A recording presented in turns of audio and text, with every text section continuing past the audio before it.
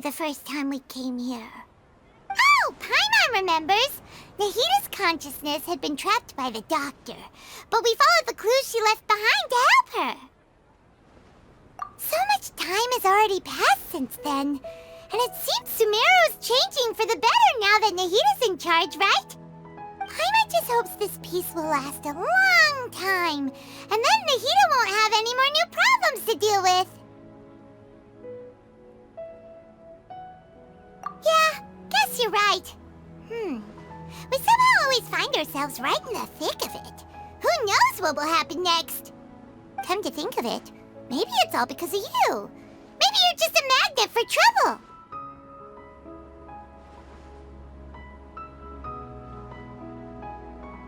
Huh? Me? Before Paimon ran into you, Paimon never ran into any trouble. At most, when she was super tired, Paimon got caught in some strange whirlpool and sucked out into sea. And even then, you fished Paimon out! Anyway, for Nahita's sake, maybe we should think about heading to our next destination for now. Ah, look who it is. Running into you in a place like this? I can see you two still love wandering around. Oh, it's Dia! Since when are we just wandering around? We're usually taking care of some serious business. Even though it may have nothing to do with our journey. But never mind that. What brings you here? I just finished a commission in the desert for a usual client of mine. Nothing too interesting. Just escorting a shipment of goods. I'm on my way to report back. That's when I saw you two all the way over there, chatting away. What were you two talking about anyway?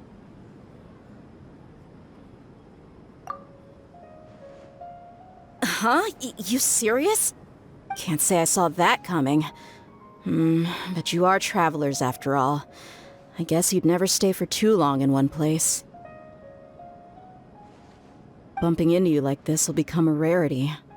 I'm starting to feel sad just thinking about it. Hey, how about I gather a few mercs to escort you two? What do you say? Thanks, but no need. Oh, Paimon had no clue you'd miss us so much. But don't worry, we'll come back to see everyone when we get a chance. Sounds good. All you need to do to get to Fontaine is cross this stretch of desert and navigate some waterways. Knowing you two, I'm sure it won't be anything you can't handle. So, when are you leaving?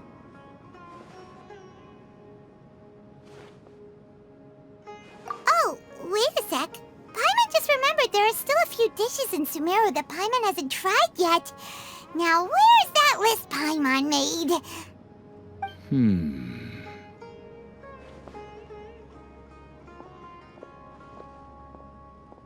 I see. Guess you won't be needing a going-away party or anything. It's sad enough to see you go like this.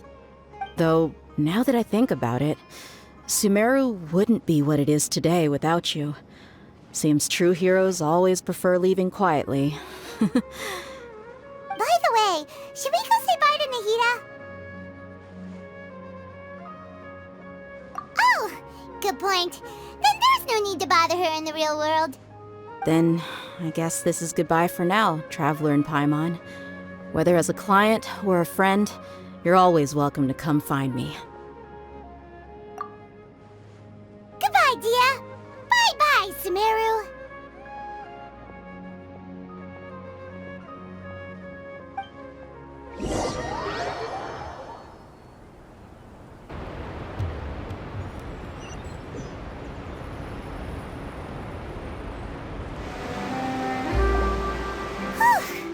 After crossing all that sand and water, we finally made it!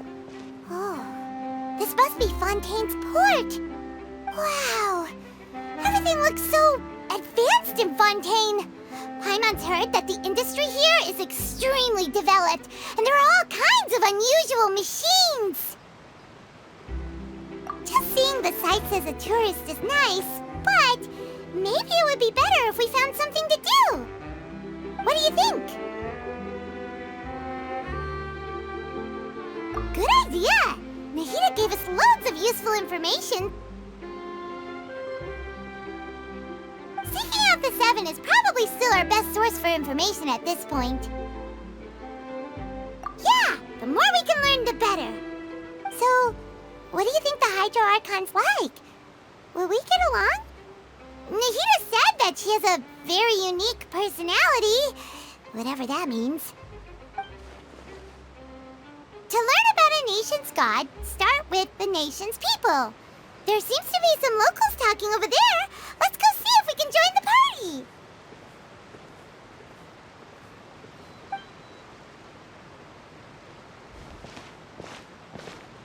If you ask me, it's a tragedy how things ended for him. Clearly, he was a pretty decent person. Yeah, I didn't expect that kind of ending for him. I thought he would at least fight on a little longer for his family. I was expecting a sudden plot twist, but it's a pity that it never happened. Still, his story is quite the tearjerker.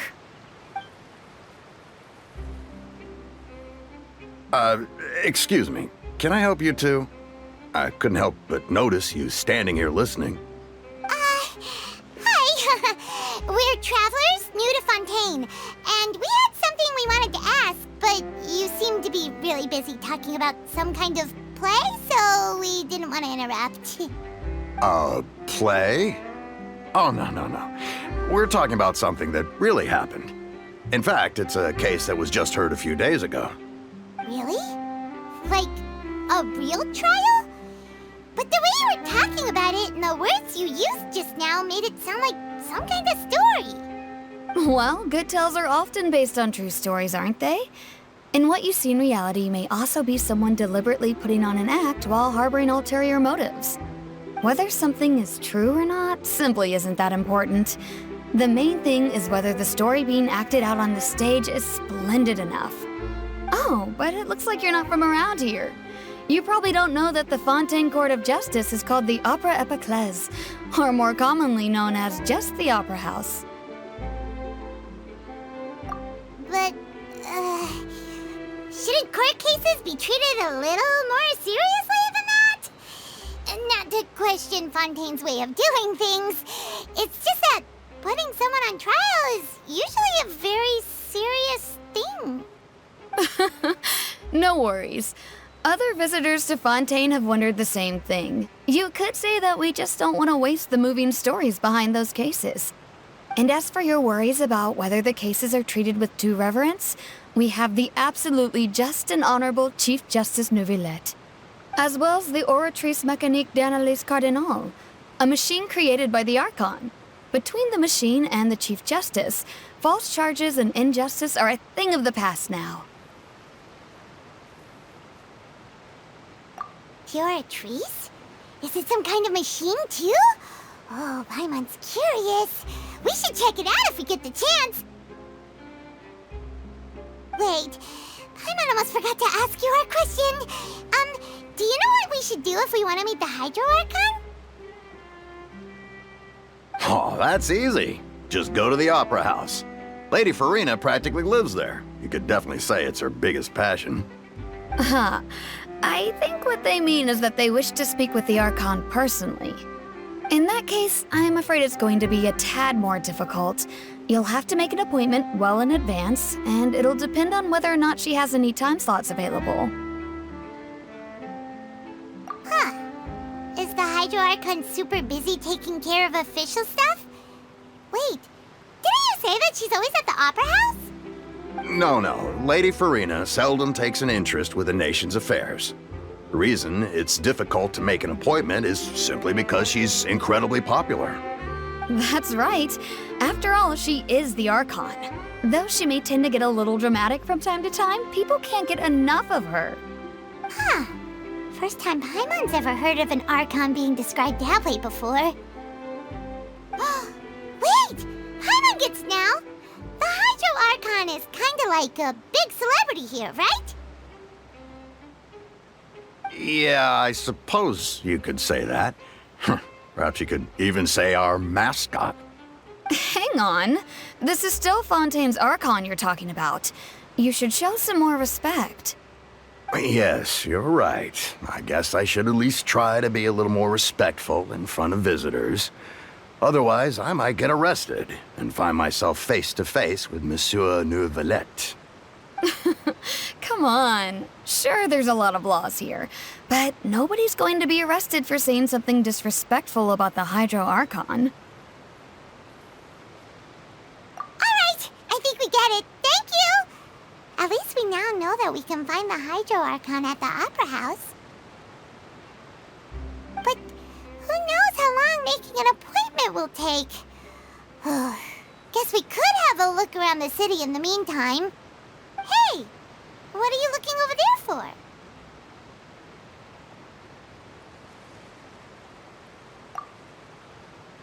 Huh. Maybe something's the matter. She isn't going to jump into the water, is she? Maybe we better go check on her.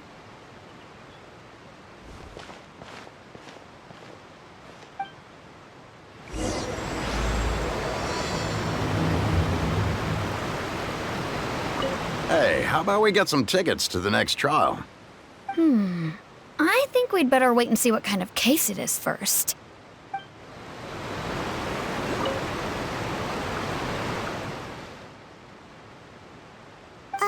Hello there. Excuse me. Are you alright? Huh? I'm fine. Thanks. Oh, okay then. We just noticed that you seem to be worried about something. About many things, actually. But there's nothing I can do but just keep my troubles to myself. I was just reminiscing about a place my brother and I would play when we were kids. It was just atop that hill over there. See? You're pointing at the sea. Wait, are you saying that you and your brother lived in the water?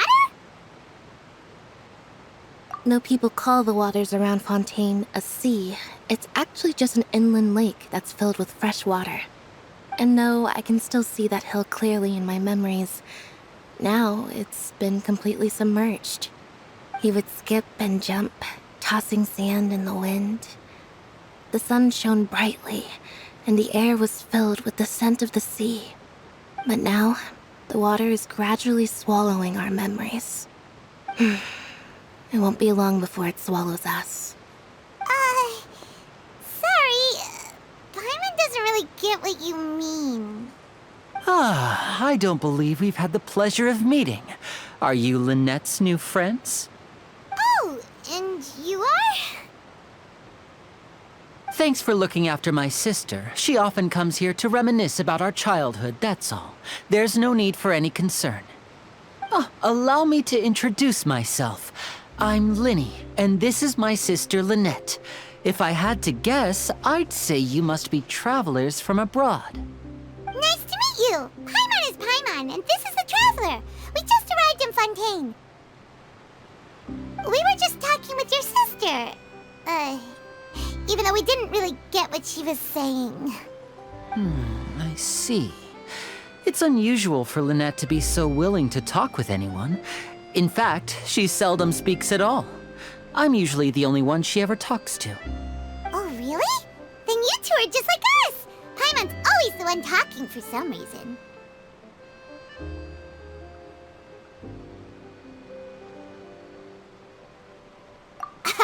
So that's how you think it is?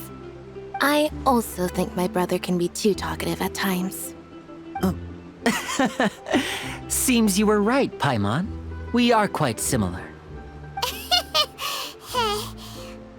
So, what did Lynette mean just now when she said that the water is engulfing your memories, and that it won't be long before it engulfs you too? Oh, that. It's from a prophecy that's been circulating in Fontaine for some time now. Well, I suppose prophecy isn't exactly the right word, because that implies a certain amount of uncertainty. There's no doubt about what's happening in Fontaine now. Where to begin?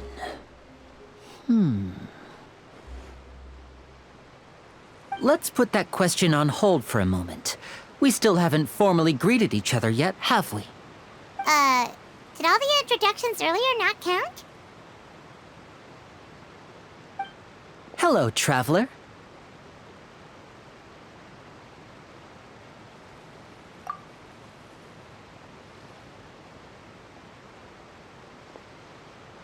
And hello, Paimon. Hey! Why didn't Paimon get a handshake? You're not poking fun at Paimon, are you? Please, don't take offense. Just consider it a sort of etiquette we have here in Fontaine when making new friends. You should remember it. It might prove useful. Oh, all right then. Well, Paimon's just happy to have a local friend now. By the way, we were just getting ready to go to the Opera House to meet the Hydro Archon. Would you be able to show us the way? So you're going to see Lady Farina? No problem at all. In fact, I was planning to go to the Opera House later myself. I'll gladly take you once I finish things here. Please follow me.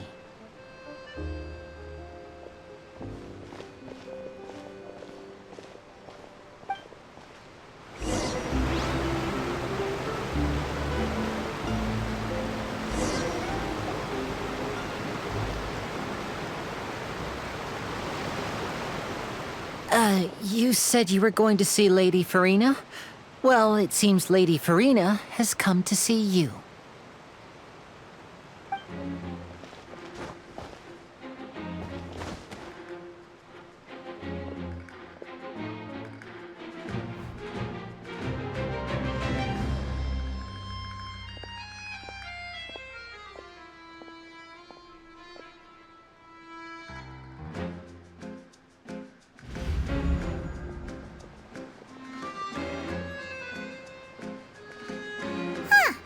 So, she's the Hydro Archon? But how did you know we were looking for her? My dear people, rich and poor, those with cup in hand and those with nothing at all, raise your glasses in celebration.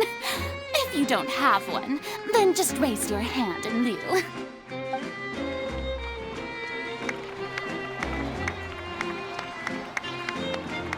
As you can all see, two unfamiliar travelers have arrived in our nation. Come, let us make a toast in honor of this traveler and his companion who have journeyed here from distant lands.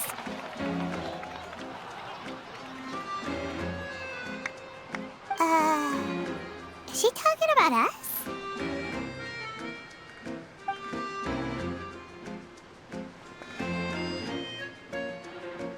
I've long heard of the turmoil and chaos you've left in your wake as you visited other nations. But I welcome you nevertheless. No, I have come to receive you personally. Fear is for insignificant cowards. I am a god, and I will never entertain the notion of such meaningless wariness. You can be rest assured. I see clearly your sincerity. Of course, seeking an audience with me is the most sensible thing to do. It will allow you to truly behold my power and witness my authority. Intelligent people always gather under the correct banner. I, Focalor, hereby welcome you to the nation of Hydro and acknowledge the value and significance of your trip. Now, you may rejoice in this. Yeah, Paimon still can't believe it. Feels like we've only been here for a few minutes. But the Hydro Archon's entrance was, how should Paimon describe it? A little over the top? Miss Hydro Archon? How did you know we were coming? I see. As Outlanders, you inevitably lack even some of the most basic understanding. Don't forget that even the gods can be divided into the mediocre and the excellent. I suppose it's only natural for you to be awestruck by my abilities. You had best stop and consider. Do you really have the noble qualities and etiquette necessary to communicate with a god? All it takes is a flick of my finger for me to know everything about you. Whoa, talk about sounding high and mighty.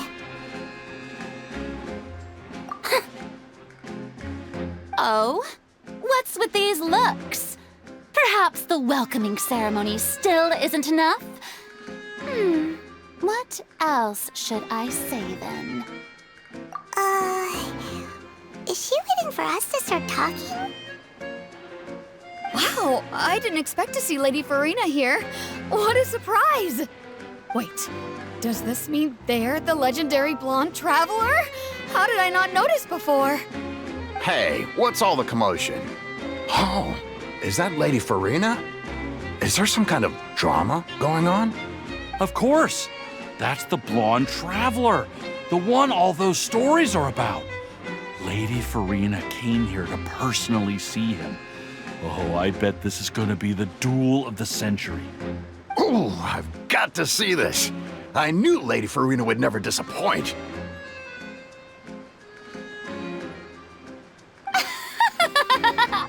Yes, but don't get too excited now.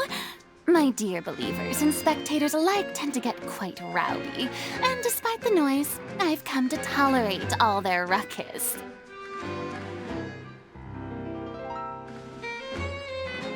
You may consider this my reward to all of you. I have determined that there will be an epic duel between myself and this traveler from another land, just as you were hoping to see. Now she wants to fight? Aren't we getting a little ahead of ourselves?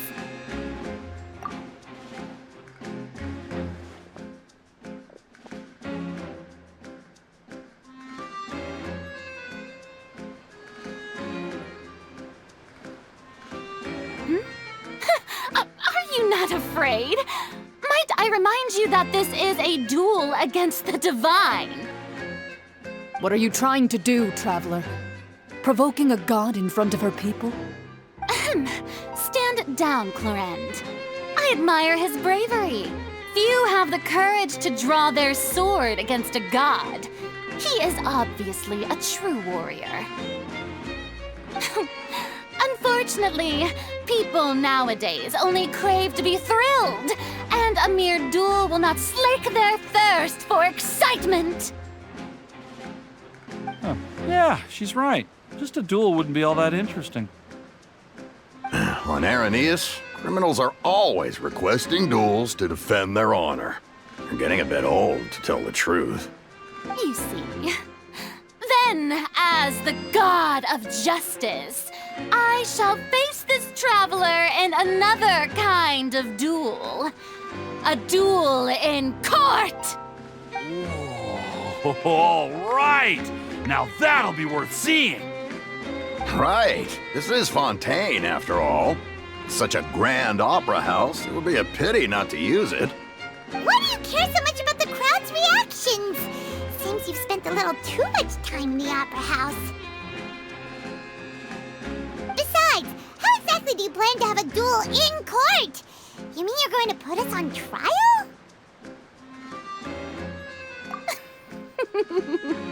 Oh, we have reason to put you on trial. It's obvious, isn't it? According to Fontaine law, no one is permitted to release any flying objects within Fontaine city limits during the first 3 days of each month. You are clearly guilty of violating this law, no? Oh, so that's what they've done wrong. That's our Lady Farina. No one knows the laws of Fontaine like she does. You call that obvious? What kind of law is that? Wait, flying object? You mean Paimon?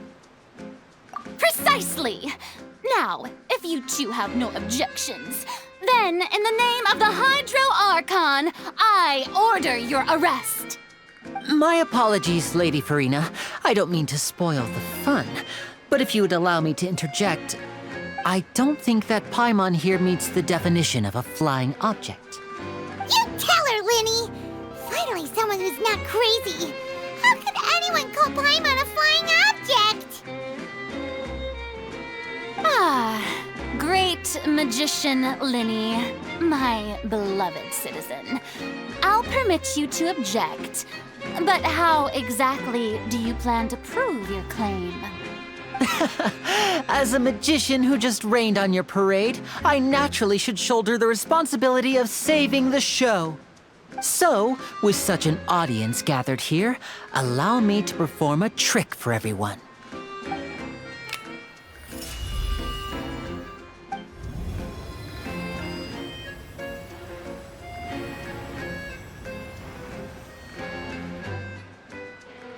Ta-da! What? What's that on Paimon's back? Hey, when did Lenny do that?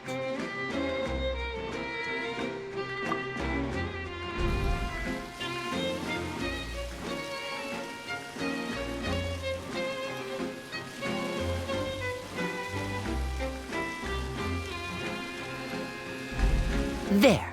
As you can all clearly see, Paimon should be classified as, well, something like a balloon.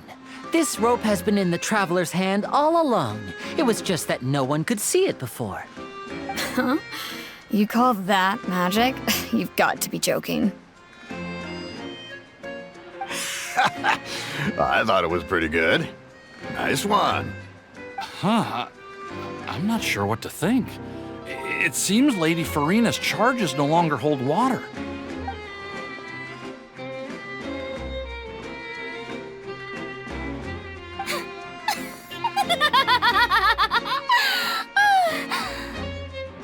Amusing. Very amusing, Linny. Just the sort of unexpected twist that I enjoy. With you here, today's performance can finally be called complete. Performance? You see all this as a performance? In which case, consider the matter of your trial resolved. The god of justice will not bring charges against an innocent person. But when there are valid grounds, I will not only judge travelers from abroad, but even the gods of other lands. I look forward to seeing your upcoming performance at the Opera House, Mr. Linny and Miss Lynette. That's enough for now. Toodaloo!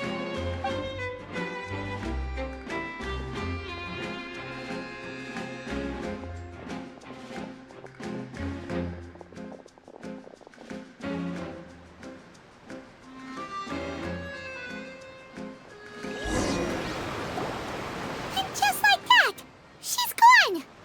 Well, that's the most unpredictable Archon Paimon's ever seen. We never even had a chance to ask her anything. But that's a problem for future Paimon. That whole scene just now was really... Don't mention it. I just happened to remember that there was such a law, so I did a little preparation, just in case. I didn't think it would actually come in handy. So, now do you see what kind of god Lady Farina is? She can be a bit confusing at times, but she is still amenable to reason.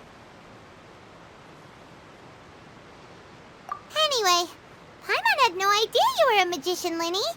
It sounded like you'll be performing at the Opera House, right? I just know a few simple tricks I use to make a living. Lynette is my assistant. It will actually be my first time performing on the most prestigious stage in Fontaine, the Opera House. But isn't the Opera House where criminal trials are held in Fontaine? When there are no public trials being held, the Opera House hosts a variety of other performances. To the people of Fontaine, the line between a trial and a performance can be a little blurred. And speaking of performances, I would be remiss to forego this opportunity gifted by fate. Might I invite the two of you to see my performance? My brother's always excited to make new friends. Oh, sure. We don't really have anything to do now, and we wanted to go to the Opera House anyway. Splendid. In that case, why don't we go together? I'll show you the way. I just have something to take care of first. You really mean it? Then I'll take you up on your offer. This is a magical item known as a magic pocket. Perhaps you can help me distribute them to the people here. Huh? use it for? About that. You asked me before about the prophecy, right? Let me start by telling you a little more about what it entails. I'm not sure exactly when it began, but a prophecy has been circulating around Fontaine. It says that every person in Fontaine is born with sin. No matter how the Nation of Justice holds trial after trial, this sin cannot be absolved.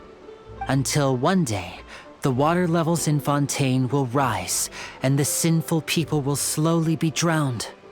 In the end, the people will all be dissolved into the waters, and only the Archon will remain, weeping on her throne.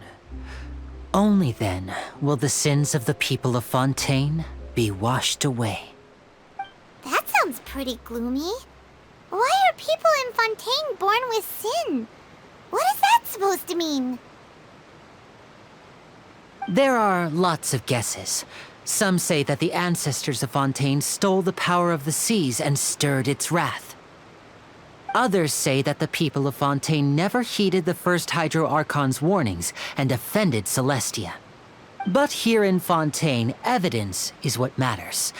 There hasn't been concrete evidence for any of these claims, so they can only be regarded as conjecture. If even the people in Fontaine don't know what sin they committed, wouldn't it be better just to ignore the prophecy completely? Why bother feeling guilty all the time? That's exactly what the people did at first. But in the last few years, the water levels in Fontaine have actually started rising.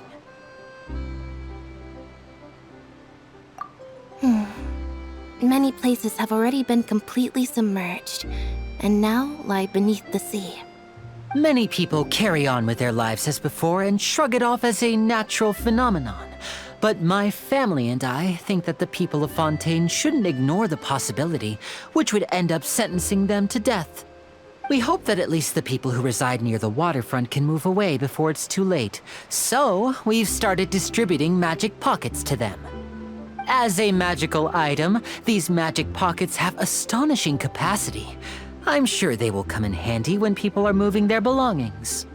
Oh, Paimon gets it! It's like preparing for a rainy day!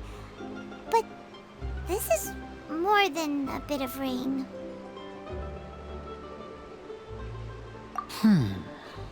Perhaps only absolute power could ever contend with such a catastrophe.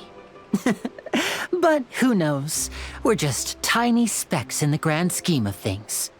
Now, if you'd like to help, then please give these magic pockets to anyone nearby. Be sure to convince them to take it, regardless of what they say.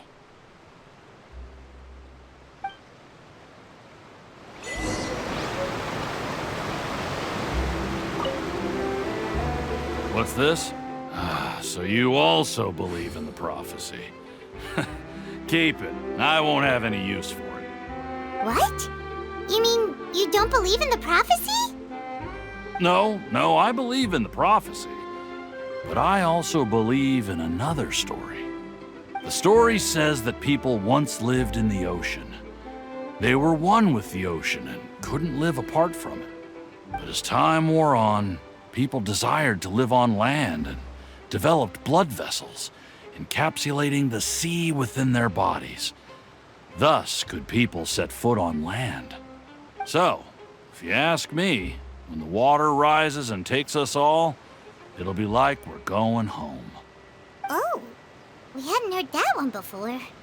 But people can't live underwater. They'll die. You should probably still take it. All right, I'll take it. I guess I just feel that being dissolved into the water doesn't necessarily mean death.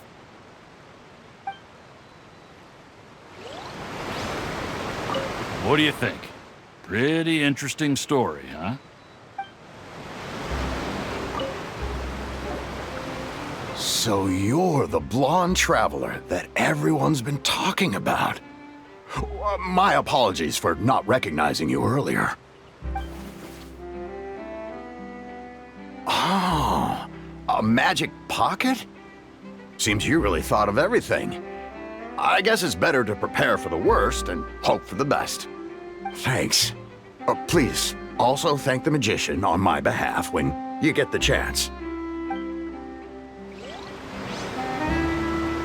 But where would I move to? Snezhnaya? Liyue?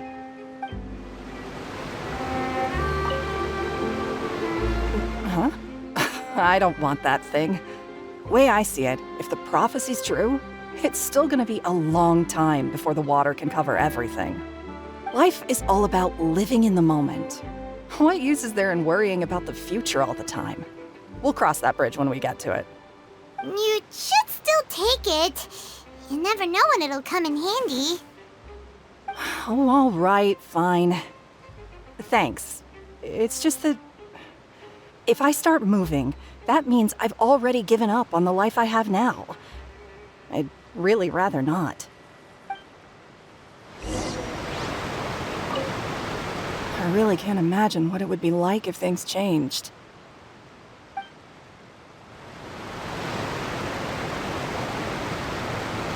Oh? You already handed out all of the magic pockets? That was fast. So, what did people have to say? I bet you heard some, interesting opinions. Yes, but that will change once disaster strikes. I know they'll change their minds, so it's only right to help them prepare. Is there anything else you need to do before we leave? Yes, one last thing. I have the magic pockets made by a workshop in the court of Fontaine. Since we're out and about, I was thinking about bringing him some more materials. So, you want to collect materials? Just tell us what the materials look like and we'll help. Many hands make light work. Oh, that would be much appreciated. We'll need some Romaritime flowers. I remember seeing them near the waterfront on the east side of the harbor. It seems we have to use Hydro to collect Romaritime flowers.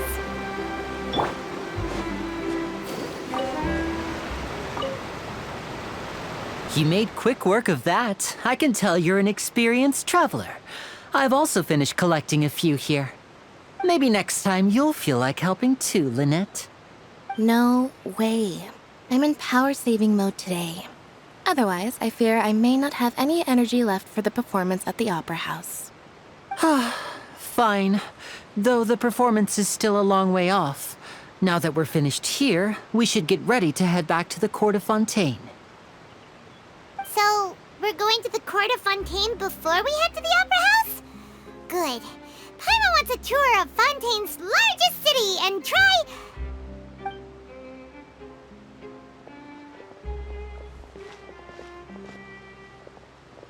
Wait, shh. Have you noticed that person over there? The young girl. Huh? What's wrong with her? Paimon didn't notice anything. She's obviously a thief. Magicians and thieves practice similar methods. We divert attention, and a distracted audience is one that won't discover what you're really doing. Watch her movements carefully.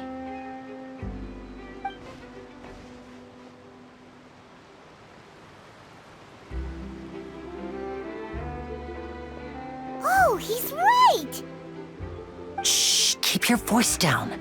We need to think of a way to catch her, but it seems she's very alert. Perhaps we should split up. You two can ride the lift over there and wait up top. I bet that'll be her escape route if she tries to run. All right, let's go.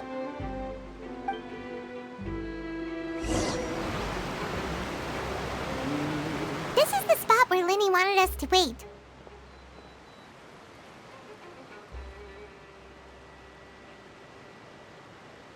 Oh, look! Isn't that her?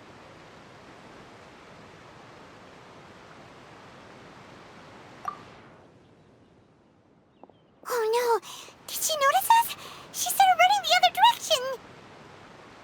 What should we do? Should we chase her?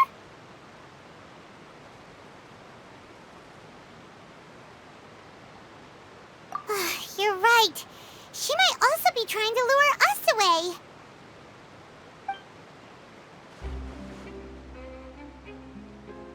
Nothing's happened for a while now.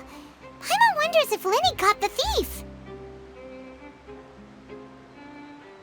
Yeah, let's go.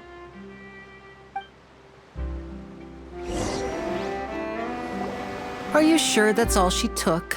You should check to make sure you're not missing anything else. No, that was all. Oh, I can't thank you enough. I didn't notice a thing earlier. Anyway, I should be going now. Thanks again.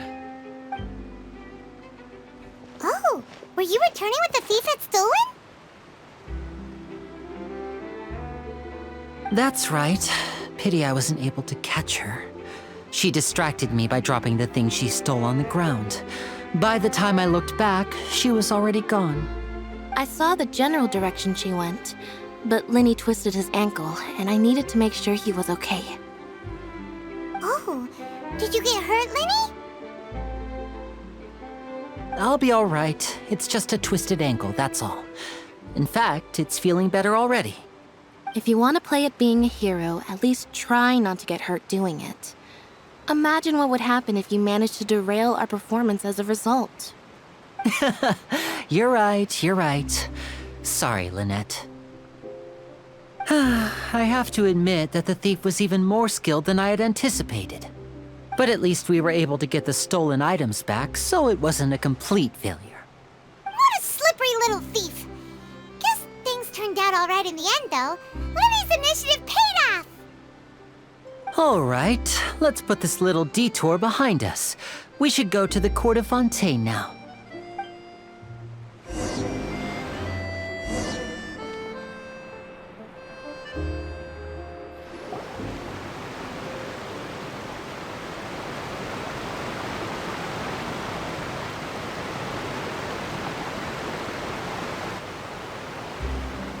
So, we ride this thing to go into the city? What an ingenious way to get around! People in Fontaine really know how to use water! This is an aqua bus. It allows people to travel between several key locations around Fontaine. It's pretty convenient, but the ride can become a little dull after a while. The scenery is always the same. That's why it's better to travel with friends. So you mean it's still boring even when I'm riding with you? No, that's not what I meant. It's just that, well, you don't really talk that much. Besides, it doesn't really feel like a real trip when it's just the two of us. It's the same as being at home. Whatever. Guess that's what it's like to be an older brother. It's about time for us to leave. Let's get on board.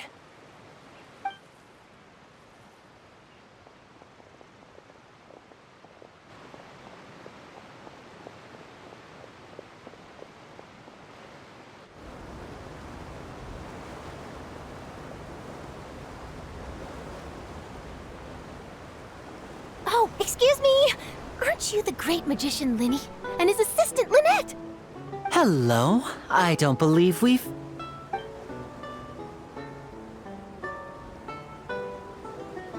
I'm Charlotte, a reporter for the Steambird. Nice to meet you. From the Steambird, huh?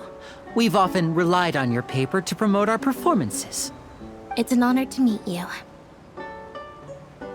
Wait, could that be the legendary traveler who's been making headline after headline in their journey across Tibet? Amazing! You recognized everybody almost immediately! I wouldn't be much of a reporter if I didn't know who's who, would I? Wow, today must be my day! Who knew I would end up on the same boat as so many VIPs? Could my vision finally be showing me some favor? So, Charlotte, what do you usually report on? Well, when there isn't any breaking news, I mainly cover the trials at the Opera House. You can still manage to keep readers' attention as long as you tell things from a clever enough angle, even if it's the same old topics. For example, reporting on how a scammer once deceived vulnerable girls into relationships, or how a financial criminal was once so poor that they ate a single piece of bread for 5 days. That's fine and all, but what I'm really after is exclusive, sensational news pieces that could shake the country. These smaller stories are a waste of my talents. Oh, I just remembered. I've been following a case lately. Well, a series of cases, actually. You mean the serial disappearances of young women case? That's right! These stories are the talk of the town right now, and it's probably the most mysterious case we've ever seen. If I'm the first with a draft ready to publish when the case is finally cracked, and it's the headline story in the Steambird, oh, when that happens, I bet all the other reporters will shed tears of envy. I've already gathered all kinds of materials. I just can't wait for the truth to be revealed. So, what is the serial disappearances of young women case? You mean the culprit hasn't been found?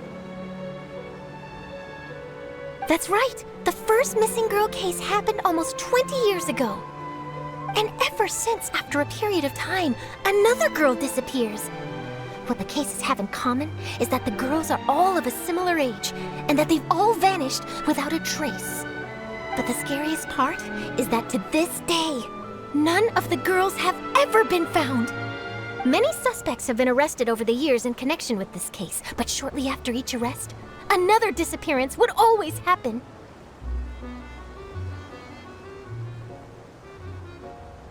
Yes, it's possible. But either way, I believe that every case has some precise truth behind it, waiting to be exposed. Yes, I agree. And at the very least, the family of those missing girls deserves some sort of explanation. I just imagined for a second what I would do if Lynette were to suddenly disappear. I'd pay any price to get her back, and then find a way to track down the culprit. Please don't imagine that, Lenny.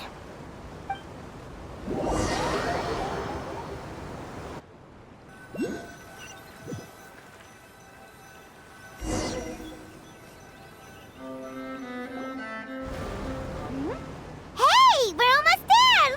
Look!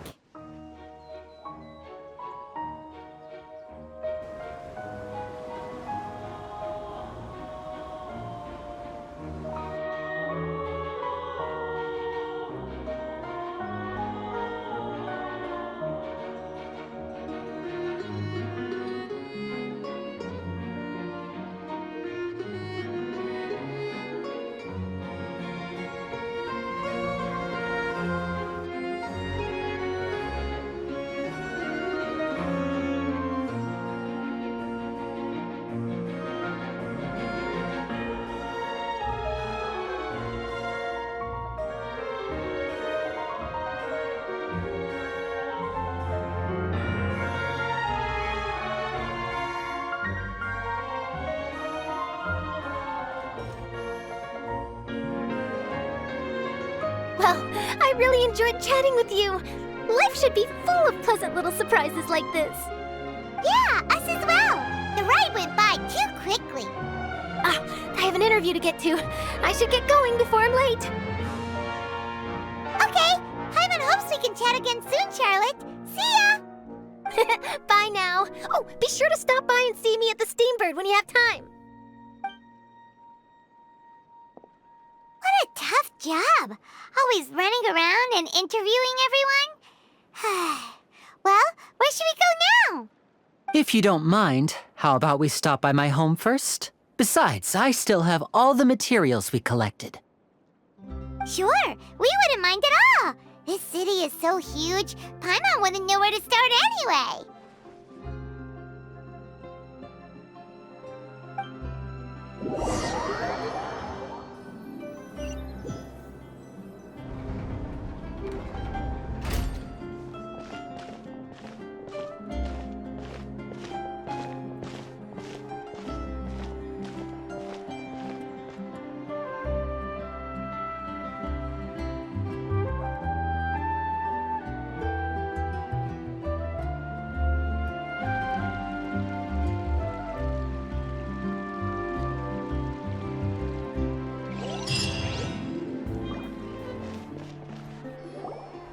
This is our current abode. Ah, Fremine, you're home. Where did everyone else go? I have some new friends that I would like to introduce. Oh, They all just went out a moment ago.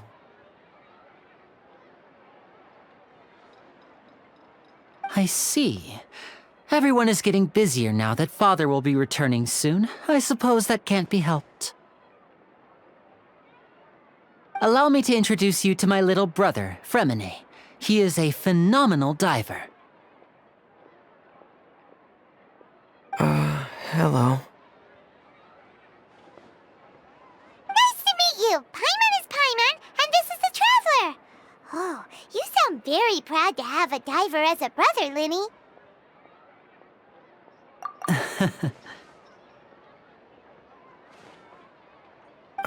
Linny, could you come here for a moment?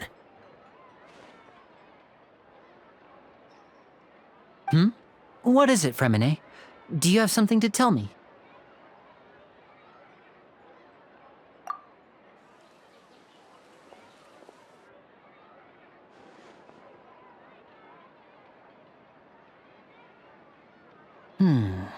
Okay, I see. Is everything all right? Oh, it's nothing. We were just discussing a little housework. Sorry for the interruption. Oh, before I forget, the Traveler and I collected more materials to make magic pockets. Were you able to get any, Fremine? Yes, I went diving and gathered lots of materials. I was about to give them to you. That's our Fremine, always quick with the underwater work. All right, I'll take these to the workshop.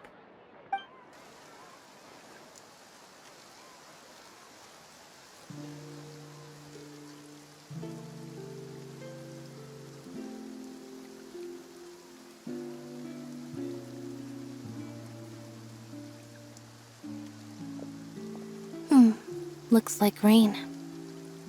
Oh, you're right.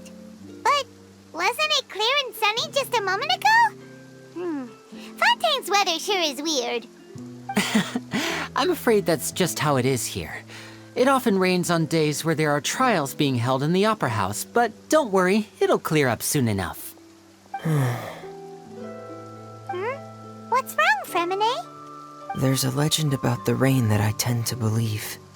It's said that a dragon of water once resided in Fontaine. Though we don't know where the dragon went, every time it weeps, the skies will cloud up and pour out rain. When I was a child, my mother told me that if I wanted to go outside and play, I should yell toward the sky at the top of my lungs. Hydro Dragon! Hydro Dragon! Don't cry!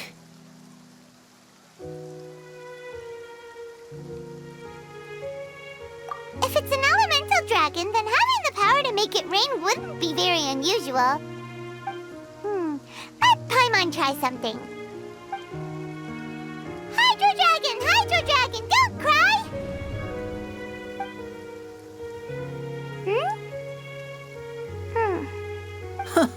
Doesn't seem to be of any use. It is just a legend after all. You know, you might be a more popular magician if you understood the concept of romanticism. Or could at least play along. Sorry. It might be because we've never met the Hydro Dragon. Perhaps it can't be comforted by the words of strangers.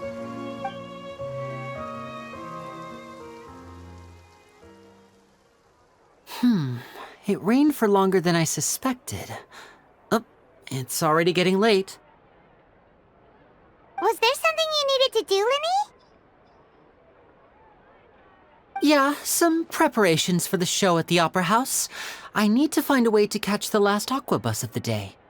On the day of the performance, just ride the aquabus to the island of Aeneas. I'll have Lynette meet you at the fountain in front of the Opera House. Oh, are you leaving now? What is it, Fremine? I'm in a hurry.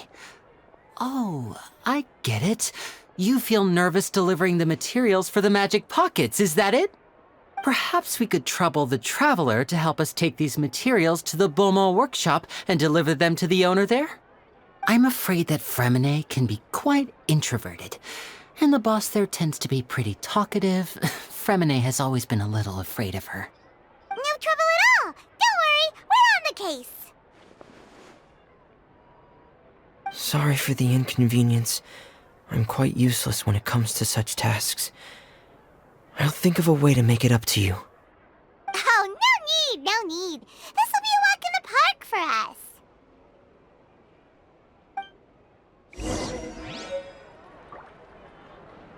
Thanks again, you two. I really can't deal with that lady.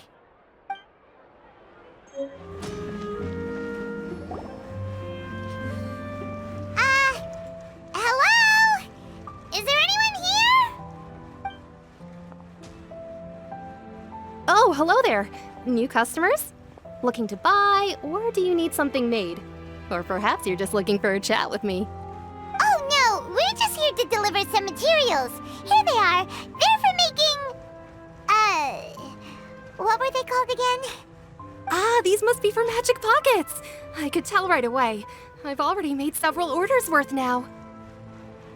No need. They've already prepaid several batches worth. When they told me what they'd be using them for, I even offered them a discount. But they insisted on paying the full amount, saying that I had a business to run. It seems both their hearts and their pockets are made of gold. Whoa. So, is Linny actually loaded? I can't say for sure, but who knows? Maybe there's good money to be made being a magician in Fontaine. Hey! Is this machine what you use to make stuff here? It looks really advanced. Why use your hands when a machine can do the work? It would be a waste not to use the latest technology, and wasting is a kind of crime. But where does a big machine like that get its power from? Well, it's a little complicated. I'm not sure I can put it in layman's terms for you. But basically, everything we usually use here in the city is powered by indemnitium. It's a type of energy that's produced from trials. Huh? How can trials produce energy?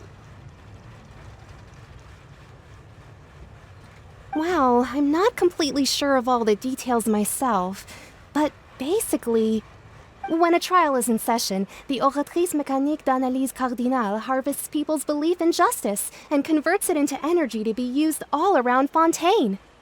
So that's what its other function is? Paimon heard that the Oratrice was created by the Archon to make judgments. But Paimon still doesn't get it.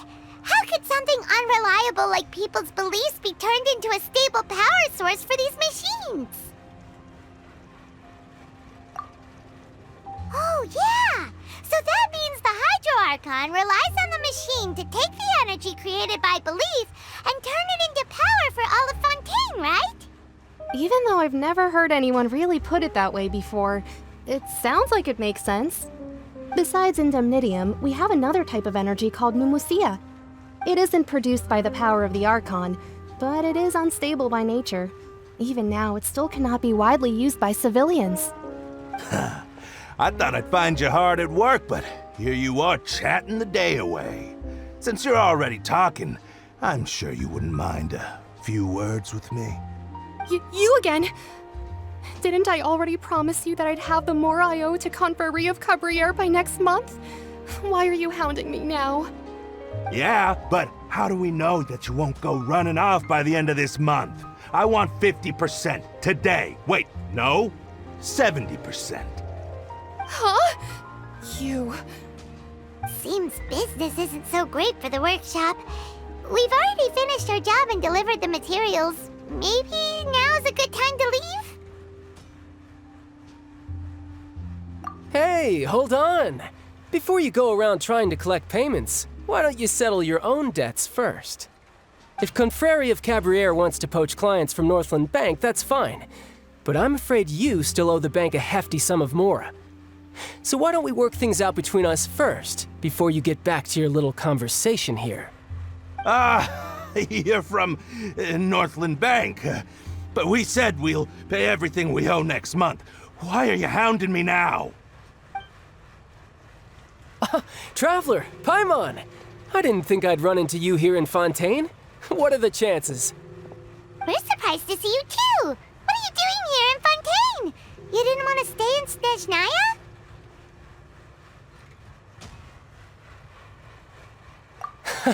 Long story short, I've already been in Fontaine for some time now, and honestly, things have been pretty boring. But it seems that fate brought our paths together today. Not only will I have some good friends here now, but ones who always seem to find trouble. Either way you look at it, it seems things are going to get a lot more interesting now. Pretty sure we'd want to avoid anything that you'd find interesting. Besides, our trip here has gone pretty well so far. Right, Traveler? Hey, you, Northland Bank boy. Aren't you forgetting something? Don't interrupt. It's not often I run into the Traveler like this. Why don't you wait for me over there for a while? You kidding? Aren't you the one looking for us? You really expect us to sit and twiddle our thumbs while you catch up with your friends? Listen to me, boy. If you want your Mora, fine. Why don't you come and take it? Hey, I just said not to interrupt.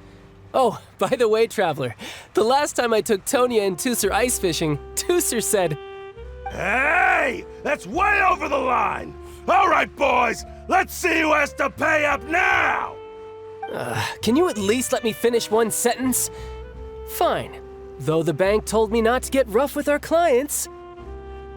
You're the ones who started it. This is an act of self-defense. You two will have to be my witnesses, okay? I'm sure this won't take long.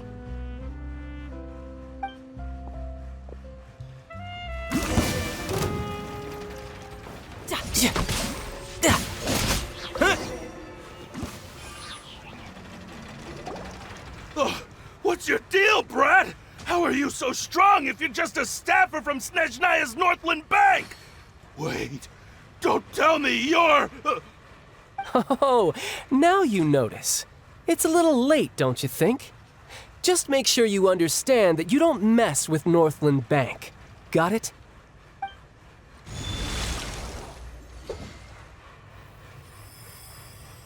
Huh? Now's my chance!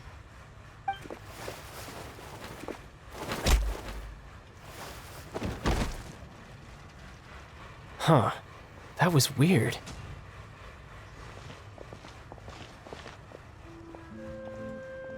I'm not sure. It's as if I suddenly lost control of my hydro powers when I needed them. Maybe there's something wrong with my vision? Strange. How could that happen? First time Paimon's ever heard of someone losing control of their vision. Never mind. It doesn't matter. If I want to stay sharp, I shouldn't be relying too much on my vision anyway.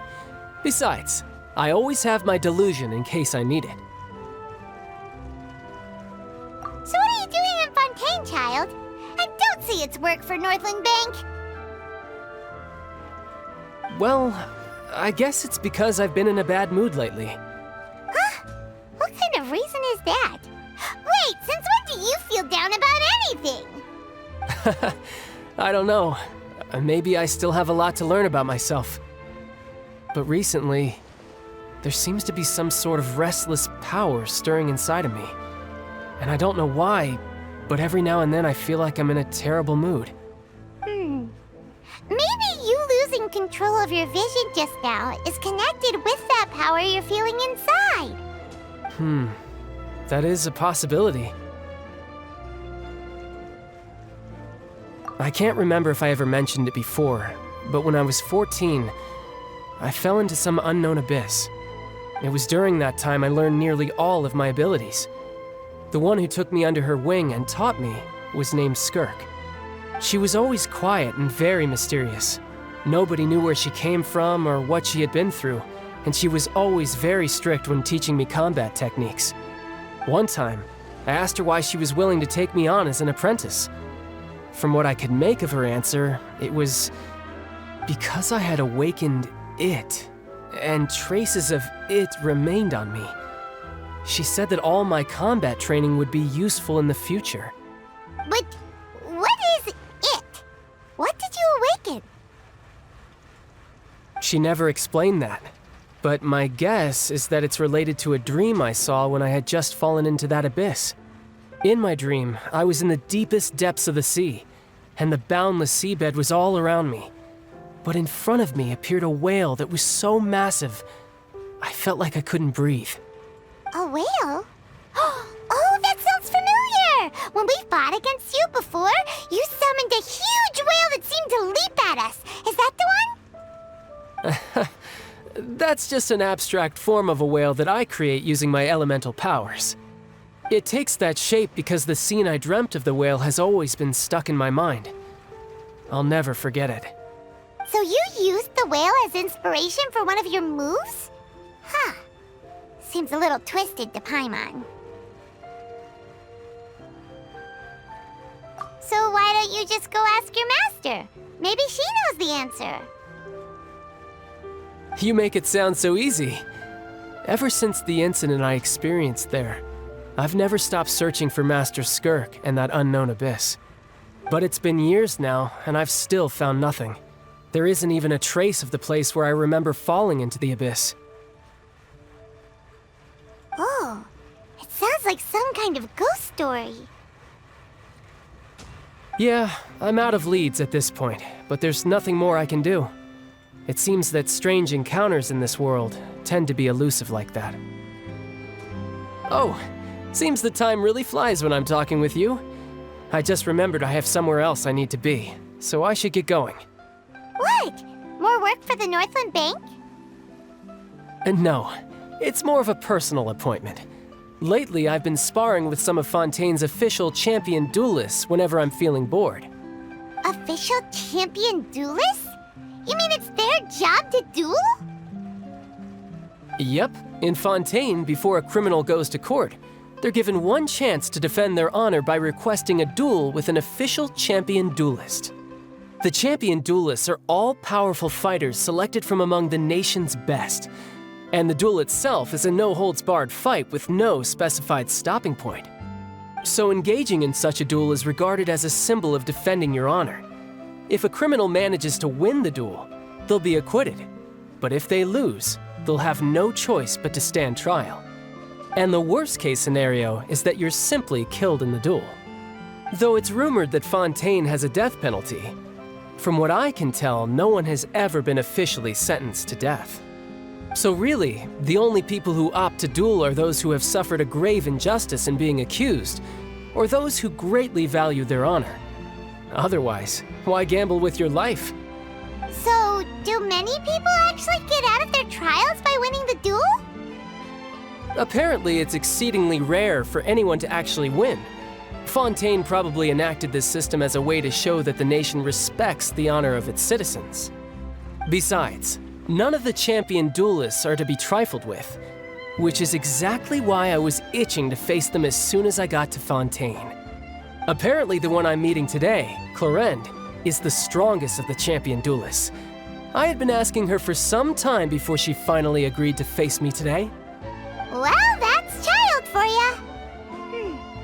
Paimon feels like we heard that name somewhere before. Clorinde. Huh. Oh, before I forget, I want you to have this. Huh? Your vision? You're seriously just giving it away?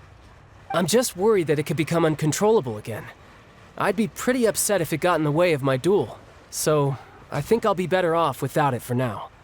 Besides, I just need you to hold on to it for a short while. I'll come retrieve it when I have some time later.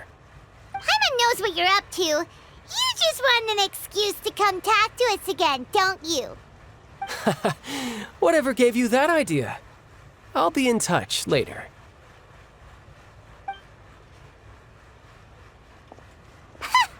That sneaky guy.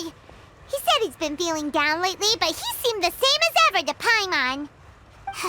Well, since we don't have much to do for now, we might as well walk around and see the city before Lenny's performance.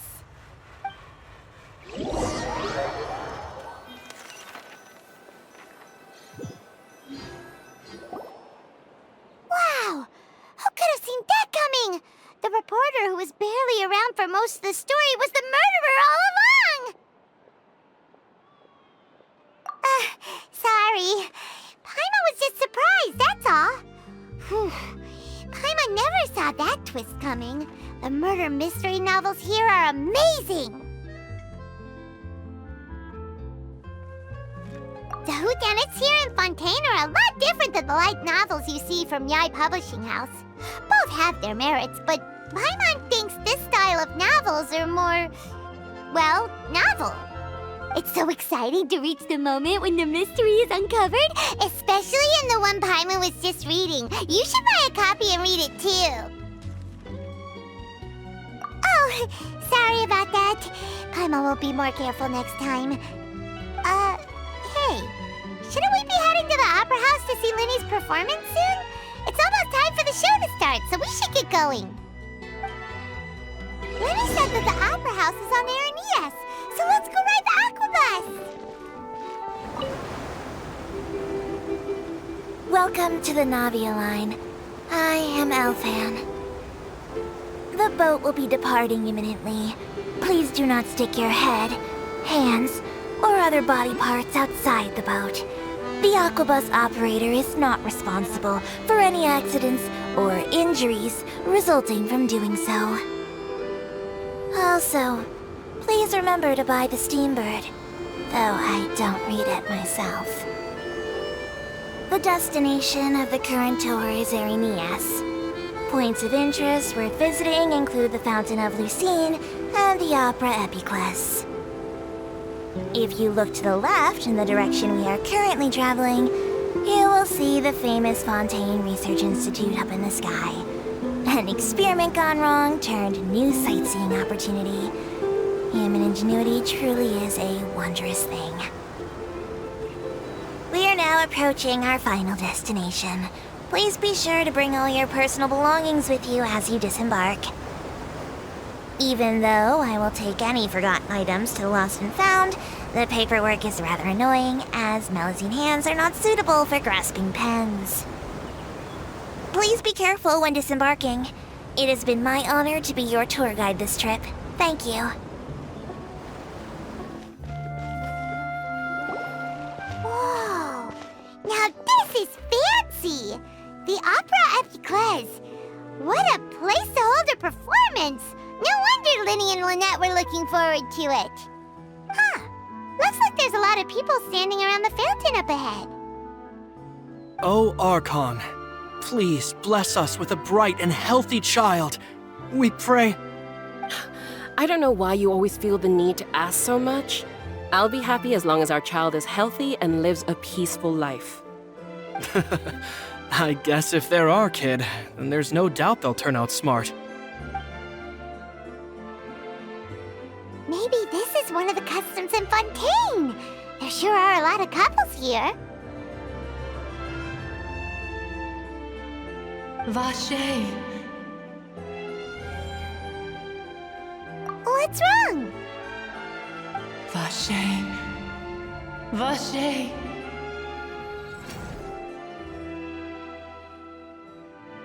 No, Paimon didn't say anything.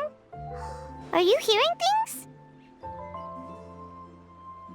Welcome to the Fountain of Lucine. All the water flowing through Fontaine converges here.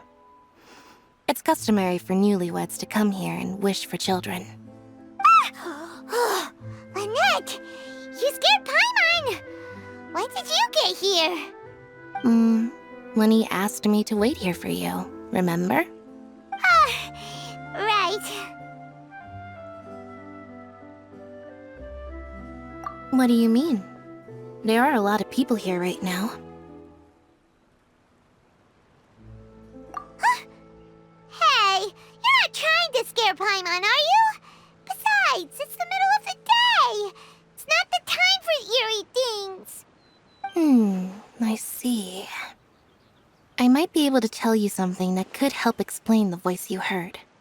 In fact, you might not be imagining things at all. I suspect that what you heard is a result of your hypersensitivity to the hydro element. Others in my family have had similar experiences. It's because of his sensitivity to the hydro element? But what would hearing a voice have to do with elemental power? When do you cry, Paimon? Wait, what? What does that have to do with anything? Just answer me. When do you cry?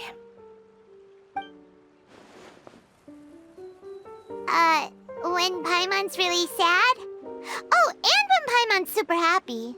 Oh, and also when Paimon's really, really scared.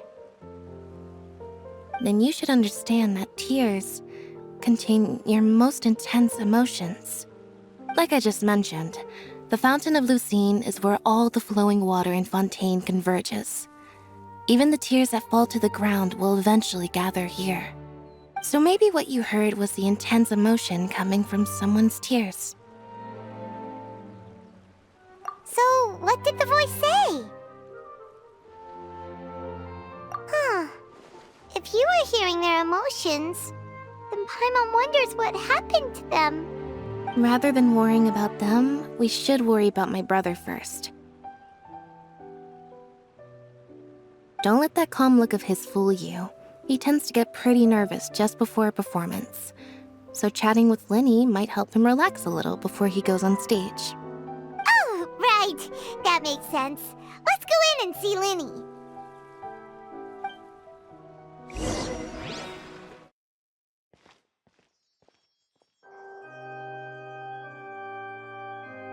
Ah, Traveler and Paimon. Good to see you.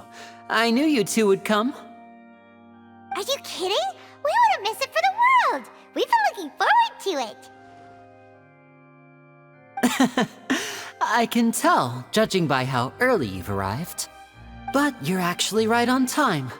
The audience still hasn't started entering the venue yet, which means now is the perfect chance for us to take you to the best seats in the house. Wait just a moment, I'll fetch the tickets.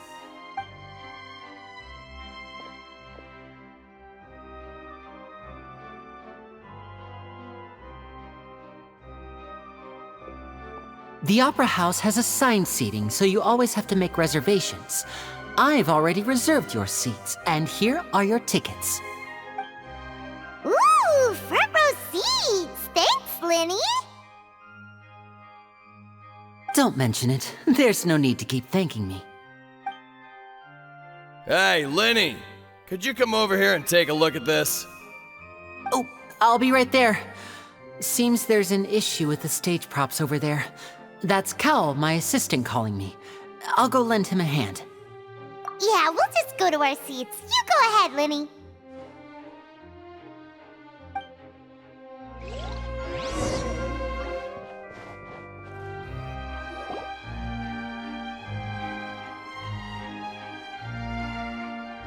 Oh, these should be our seats. Come on, let's sit down.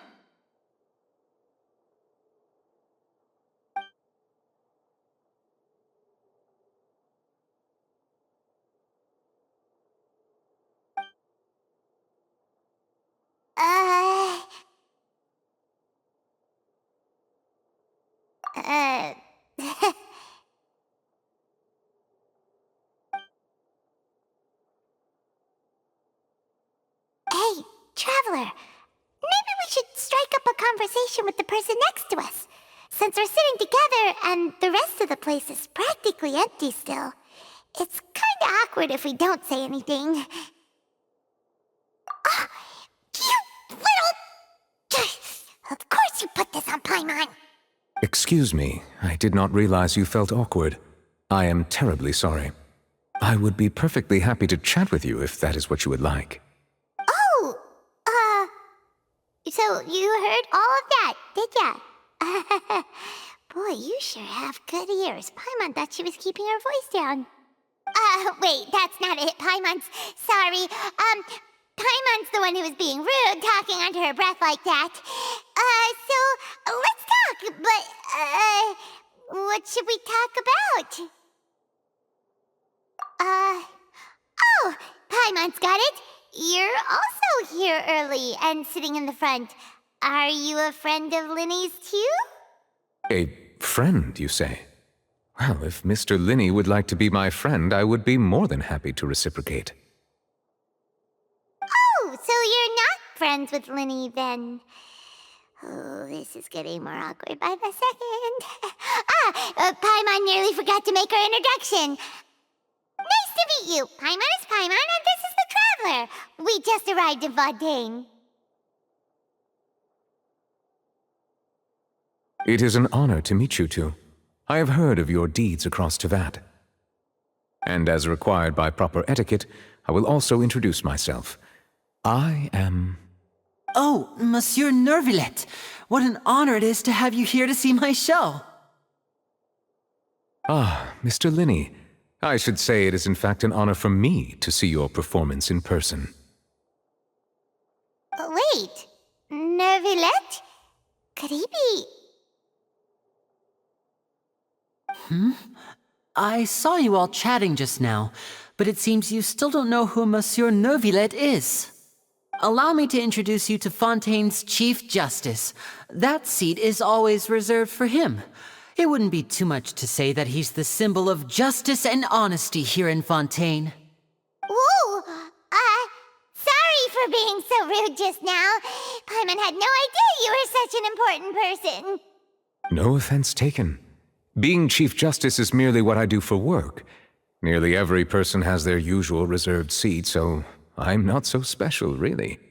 And by the way, I should probably let you know, even though I would prefer not to, there's someone sitting up there in the VIP seats that has been striking a pose for quite a while now. I believe she is trying to give you a most elegant and impressive first impression. So I think you should take notice of her sooner rather than later, otherwise she may become flustered.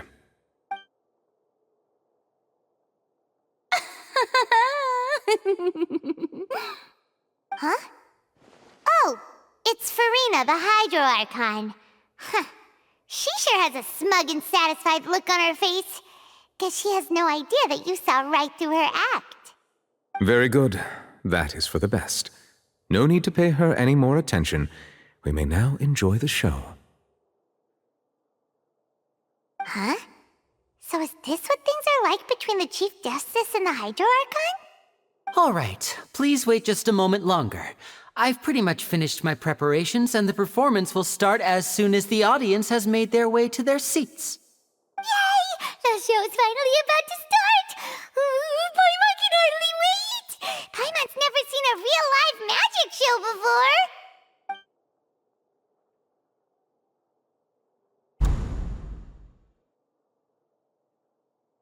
Oh! They're dimming the lights! The show must be starting!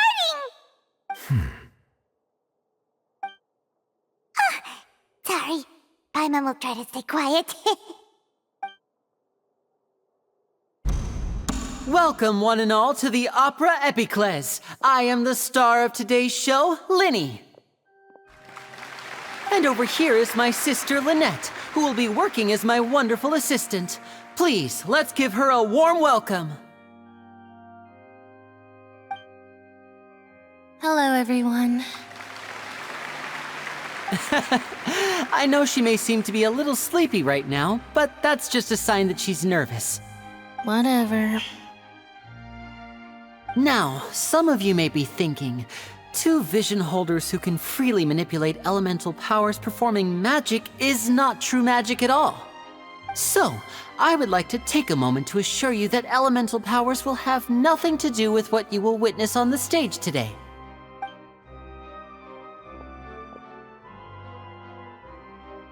Both Lynette and myself have removed our visions for the show. That way, even the gods won't be able to help us. Oh, good point. That's what makes the show real magic. Now, without further ado, let the show begin. Lynette will now exit the stage to make some preparations. I know you might miss her, but don't worry. She'll be coming right back on stage momentarily. Perhaps in an unexpected way. I'm sure she'll be stealing the spotlight soon enough. Oh, and before I forget, there's one more thing I should say. You never know what can happen in the blink of an eye. A magician's greatest skill is making things disappear or appear. The possibilities are endless.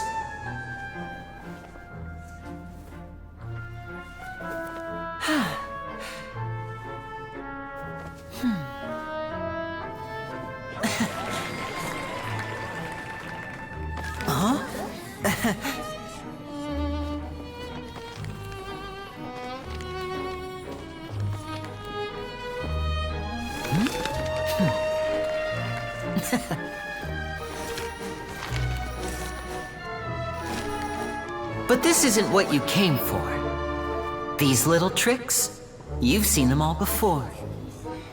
So it's time for something truly extraordinary, don't you think? This one's a little tricky.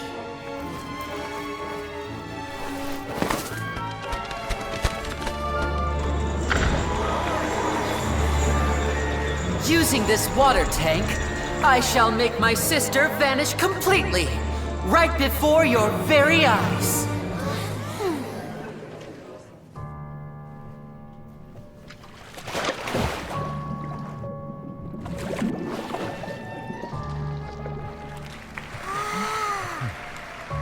It's actually quite simple. She'll just turn into air bubbles and float right out of the top.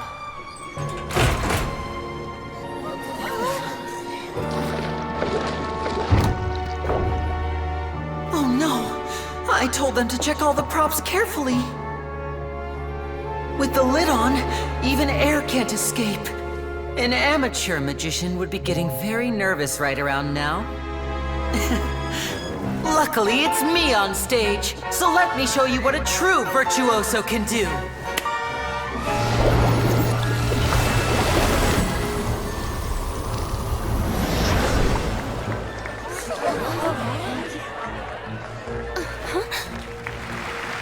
Lynette, are you still there? Don't go too far. We don't want to use up all our magic. Hi, I'm back. Uh-huh.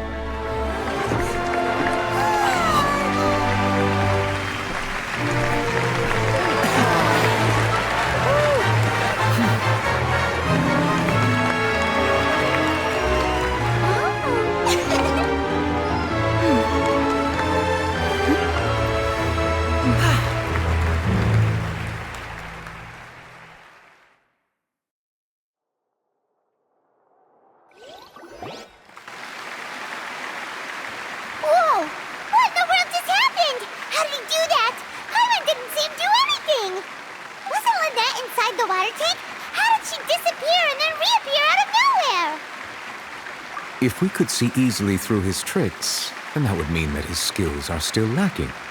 To appreciate magic, you should focus on the show happening on stage, rather than getting caught up in trying to see that which has been intentionally hidden. Guess you're right. Paimon couldn't believe her eyes when Lynette reappeared. Amazing! Thank you everyone. I'm glad you enjoyed that performance. But our magical journey has only just begun. I've prepared even more astonishing surprises for everyone here. The magic of transformation and disappearance can go far beyond what you've just seen. I'm sure many of you are thinking that escaping the water tank was impressive enough, but Lynette is still my assistant after all. In which case, I have ample time to make all necessary preparations.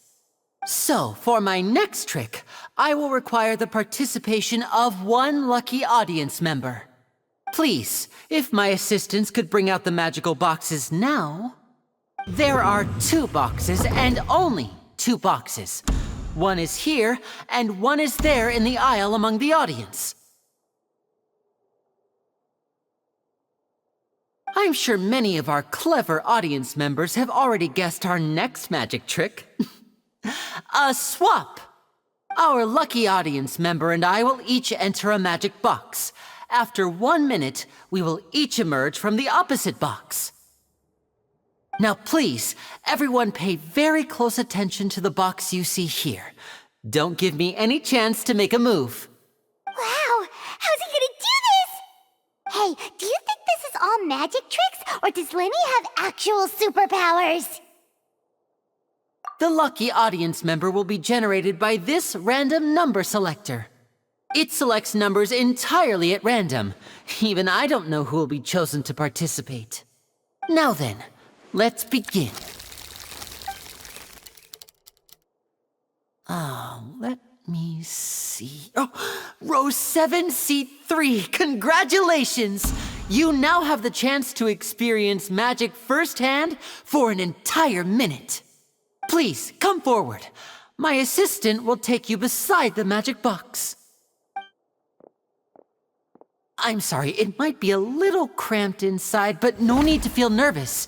We've carefully arranged everything for you to be as comfortable as possible. You don't need to do anything, but no matter what strange things may happen, don't come out of the box. If the magic is interrupted, who knows where you might end up? You might even find yourself in the Fortress of Meropide. Oh, okay. All right. Before I enter the magic box, there is one more thing I need to ask the audience to do. Could you all give me a countdown? Like this. 60, 59, 58. Just keep counting down. You can go a little faster or slower if you like.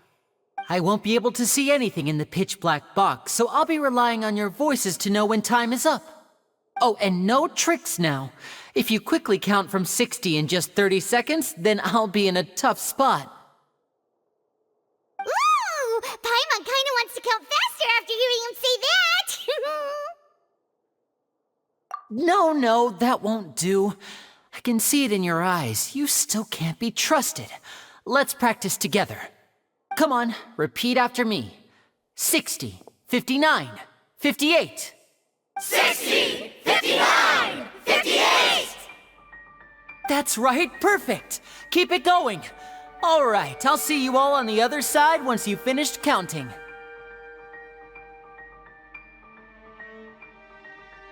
54, 53, 52? Huh? Why aren't you counting, Nervalet? I am counting in my head. I think things are exciting enough in here as it is. Merely a consequence of my identity and personality. Do not worry about me. Just enjoy the show. Oh, all right.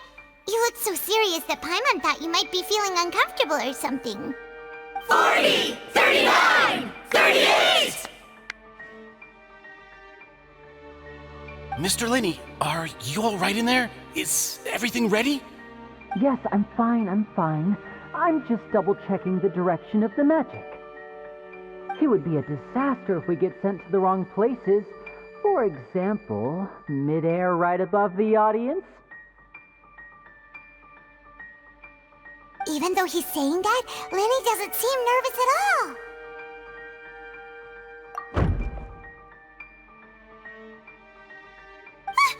What was that noise?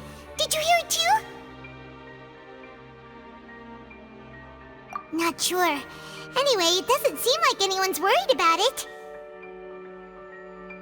25, 24, 23!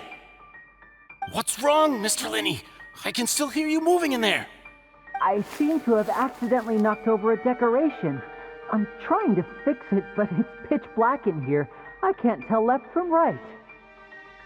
Never mind the decorations. There's no time for that. The show is what's important. No, that's unacceptable. I want my show to be perfect. Don't worry, we still have 20 seconds. Hear them counting? 19, 18, 17! It seems things aren't quite going as planned. I apologize, everyone. It feels like you're all starting to count faster, but that's all right. I know it can be tiring to do such a long countdown. 10 seconds and change is still plenty of time. 10! Almost there now. Whew. Swapping two people is harder work than you might think. Even a master magician like me can't guarantee I'll get it right the first time. Hey, wait! Is this the back one? I can't tell. They both look the same inside. Huh? No, that's not it. I'll try again. 7! Hey, slow down! Honestly! 5! 4! 3! Whoops! That doesn't count! 0!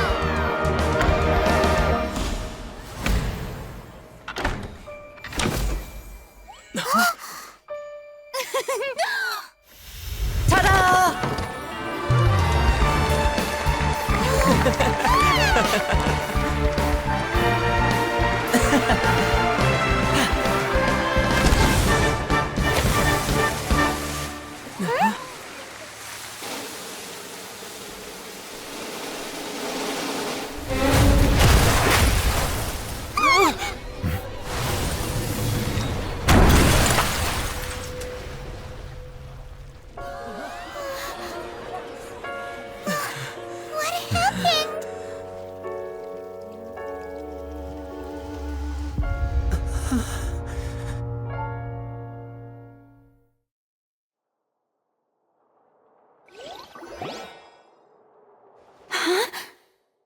Is this part of the show?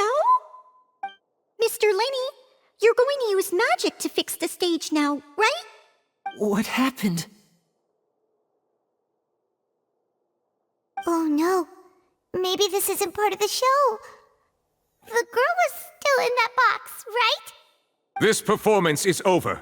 Medical staff with me. Guards, secure the scene and detain all the performers. Seal the exits. No one is allowed in or out at this time. Yes, that's right.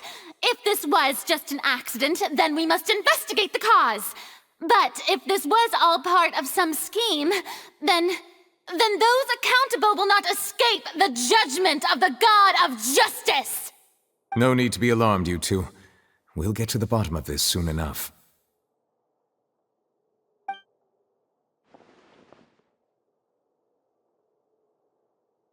Unfortunately, the person who is in the magic box has been pronounced dead. His name was Cowell, one of the assistants in Linny's magic troupe. Apparently, the fireworks on stage ignited the ropes that were suspending the water tank, which then caused the tank to fall onto the stage. As of now, we are still not sure why we found Cowell in the box, rather than the guest from the audience. And after an initial search of the area, the guards have confirmed that the girl is nowhere to be found. It appears that this incident was not merely some mishap with the performance. And there are many indications that it is connected with the case of the serial disappearances of young women. The serial disappearances case? That's the case that Charlotte mentioned before!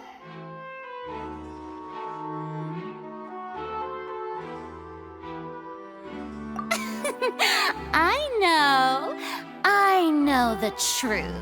I can see through the whole thing. Really, using such a shallow and obvious mystery as his finale. Did he really underestimate us that badly? I say that our powerful magician, Mr. Lenny, is now the prime suspect for the serial disappearances case. Huh? Why me? This whole thing was an accident. No, this all occurred during your magic show, did it not? The missing girl disappeared after being chosen, did she not? The deceased is one of your assistants, is he not? Now that I think about it, that whole speech about magicians making things disappear was nothing more than a provocation, a bald-faced challenge. That can't be right! How can Lenny do this? He was in the box on the stage the entire time! We can even hear his voice! Besides, before the show, he told us that he would like to catch the criminal behind the disappearances! He couldn't possibly mean catching himself! Save discussion for a later time, please. Lady Farina, may I assume that your comments just now constitute an accusation against Mr. Lenny and his associates, and that you are pressing charges? I just think that I think it might be a little early to talk about formally pressing charges. But what Lady Farina said just now makes perfect sense. Looks like she's gonna personally deliver justice. A kidnapping and murder carried out under the cover of a magic show. Lady Farina said it all. I mean, of course, my dear people. But what excites me even more than the obvious truth before our eyes is the opponent I'll be facing. That's right. I mean you, Traveler. You'll support Lenny, won't you? After all, he was the one who helped you the first time we met. Then there's no problem at all. You know, the Traveler and I already had a duel the first time we met. But with Lenny's help, our little duel ended in a draw. But draws really are the most boring possible outcome. So, no more draws. The Between the two of us, there must be a clear winner and loser. And what better place to hold such a riveting showdown and decide the true victor than here, on the grandest of stages, the Opera Epiclese. It wasn't a draw. She obviously lost last time. I understand. Charges have now been pressed, and as such, a trial is in order. Well, Traveler, seems Lady Farina has set you in her sights. But putting her dramatic rhetoric aside for a moment, I would like to ask you, are you willing to act as Mr. Linney's attorney and defend him in this case? Very well. The trial will be held a day from now in the Opera House. Both sides may investigate the scene to build their cases and search for the truth.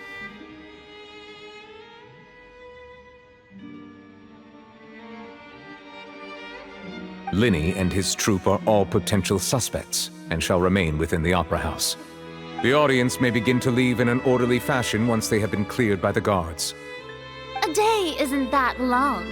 Let's see what kind of case this big-shot outlander can build in such a short amount of time. I'm really quite looking forward to hearing it.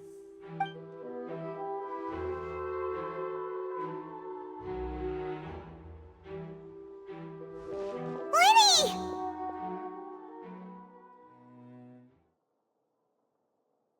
Sorry about everything that happened just now. Were you frightened? Of course! Who wouldn't be scared after witnessing an accident like that? Yeah, I'm a little shaken up myself. How could this happen? And poor Cal. I know you already claimed that you would defend me, but now it's just us talking. Tell me, do you think I could possibly be the murderer? Good to hear. Thank you so much for trusting me. I'm sure everyone sees me as the biggest suspect at this point. But if you ask me, the whole thing is mysteries layered upon mysteries, such that all that's left is confusion. I don't know whether what happened there on the stage was purely an accident or not, and I don't know why poor Cal was in the box. As for how that girl chosen from the audience could suddenly disappear, I'm afraid I don't have any answers either. If someone tampered with my performance, then we need to figure out what they did. Even a skilled and knowledgeable magician like myself couldn't pull all that off in just 1 minute. Which is precisely why we need to investigate! As this book says, the impossible could not have happened. Whatever happened must have been that which is possible. Paimon bought them when we were reading at the bookshop in the city earlier. Pretty cool, huh? Don't worry, Paimon used her own savings to buy them. It wasn't from our travel funds. I think they look cute on you, Paimon. You have good taste, Lynette! That's the right attitude. Feeling depressed isn't going to help me now. I need to get back to my normal self. But with the guards watching our every move, it's going to be especially difficult for Lynette and I to prove our own innocence. Good thing you agreed to be our attorneys. Thanks for that. We'll be counting on you. Yes, thank you so much. Yeah, just leave it to us. Oh, since we're going to start investigating, Paimon has a question first. Where did Lynette go during the performance? Ah, well, I'm afraid that would involve some of our essential trade secrets as magicians. The secrets behind our magic are past saving, Linny. I suppose you're right. The truth behind our tricks is going to be important evidence that will be weighted during the trial. 'Tis truly a pity. As a magician, our magic show is a work of art. We've poured countless hours and spared no effort in perfecting it. But if revealing our secrets will help you uncover the truth behind what happened, then it will be well worth it. We should go somewhere else if we're going to discuss our magic tricks.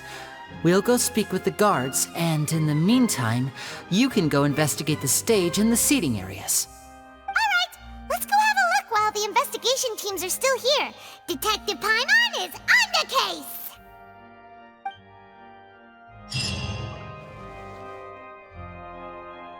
Hello, officer.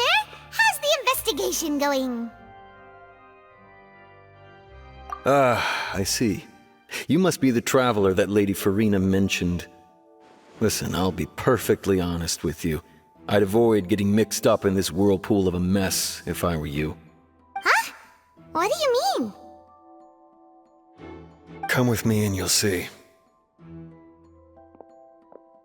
The deceased is one of Linny's assistants named Cal. Even though he hadn't joined the troupe long, he was hardworking and everyone generally liked him. The assistants are usually in charge of setting up and inspecting the props, as well as assisting with the show and keeping the crowd engaged. As you probably saw when you were in the audience, the water tank suddenly fell and smashed the box with Cowl inside it. This is the real mystery. We've already searched the scene and were unable to find any traces of the girl. However, if you look carefully, the box was positioned directly under the water tank. The ropes holding the tank were then burned by the pyrotechnics on stage, causing them to snap. All these factors lining up so perfectly makes it hard to see this as a mere accident. If anything, the more logical explanation is that the whole incident was intentionally planned, and Linny is the most likely person to have access to all these areas. But he doesn't have a motive! Are you both good friends of his? Well, you can't say we're good friends, but we've known each other for a little while. So in just a short time, he was not only able to win your trust, but even convince you to act as his attorneys. I know there's no such thing as magic. The real trick of a magician is holding the audience in the palm of their hand. I've seen a lot of cases, and I can tell you that people are the least reliable kind of evidence. Sorry, I tend to be pretty straightforward. Just know that I'm warning you for your own good. Anyway, you may investigate the scene of the crime yourselves if you're curious. Who knows, maybe you'll be able to come up with some new evidence.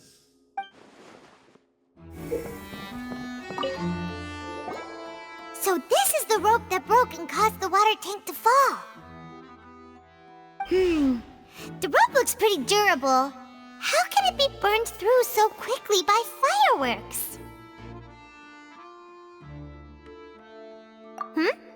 Why are you suddenly so serious, Traveler?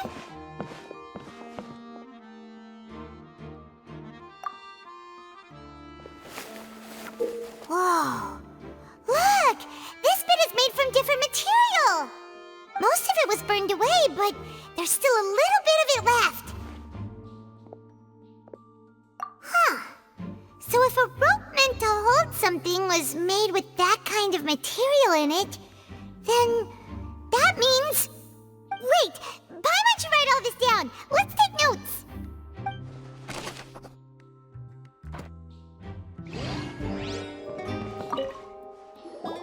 Hello there!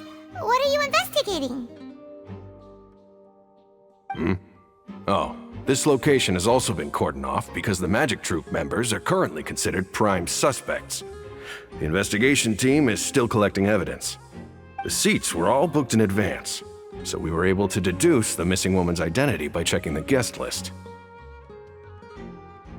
Sure, it's not like this is confidential information. We will publish it later anyway when we petition the public to help us find the missing person. Her name is Halsey. She's a painter from Fontaine who's made a bit of a name for herself.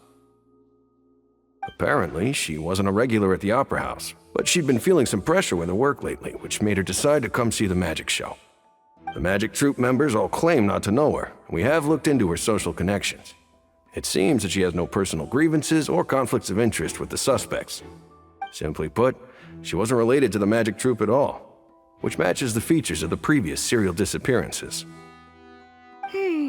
Were the victims of previous cases also chosen at random? That's how it seems to us, in any case.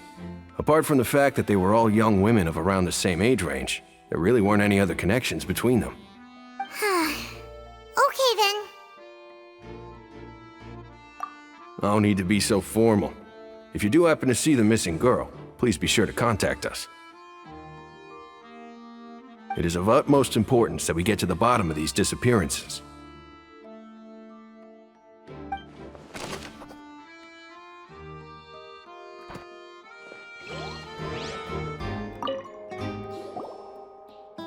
The investigation team has some new findings. Turns out there's an issue with the random number selector after all. See, I told you. What if the machine picked some big guy's seat? You think the murderer would have still made his move then? Sorry to interrupt, but we're helping Linny and Lynette with their side of the investigation. What were you saying about the number selector? There's something wrong with it? You're trying to help them? That'll be a tall order. Linny used the machine to pick a random member of the audience during his performance, right? The lucky girl that later disappeared. Well, we thought there might be a serious problem with the machine, so we had it taken away for further inspection. It turns out that the seat number it picked wasn't random at all. The machine picks that same number every time. I'm sure you already know that you have to make a reservation in advance to get a seat, regardless of whether it's a trial or some performance. In other words, Linny knew who would be sitting where from the very beginning. That much checks out. Linny reserved our seats for us too. Bet you see why I was saying it'd be tough to make a case for Linny. Even though it's bad for Linny's case, Paimon had better write it down.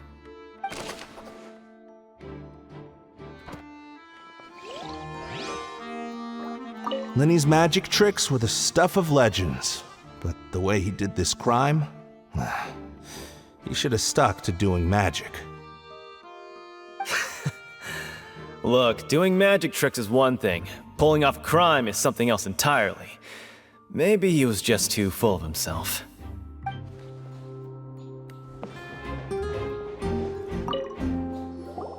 I see that you're investigating the area. Well, it just so happens that I'm interested too. If you find any new and interesting leads, be sure to share them with me, all right? We don't have too many thoughts yet.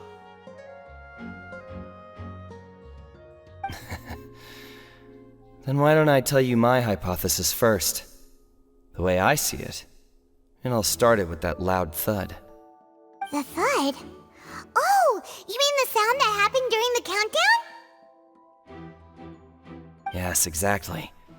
It wasn't terribly loud, but I suspect that most people heard it. It's just that everyone was awaiting the results of Linny's trick with bated breath, so no one paid it much mind. But now that the incident has happened, the thud has become an important clue.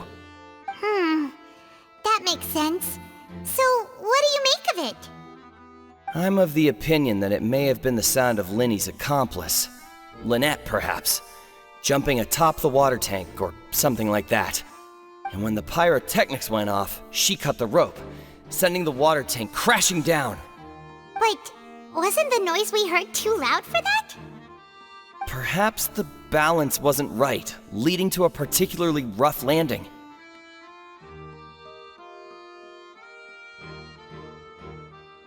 Oh, that's true. I suppose I must reconsider. That does remind Paimon, though. What was with that sound?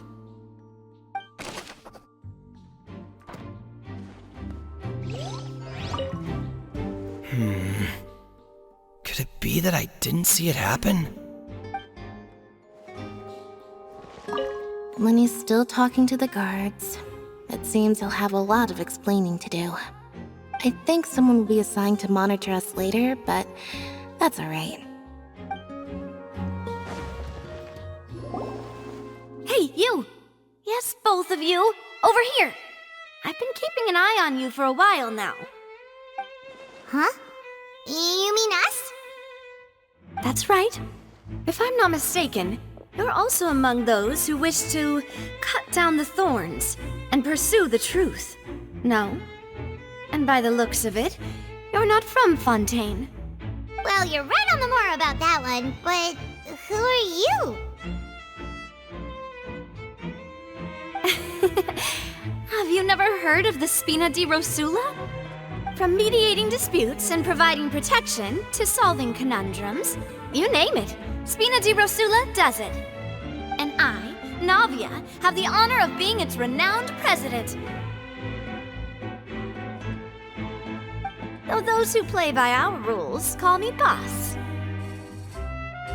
I'm Silver, her attendant. Pleased to meet you. And I'm Melus. Demoiselle's various daily needs and affairs are under my purview. Huh? Boss? Demoiselle? What gives with the names? Well, I am the second generation president. Melus and the others are still used to my previous title. My apologies, Demoiselle. Should you prefer, boss, I will endeavor to use that instead. No, no need. You don't have to call me boss. Just Navia is fine.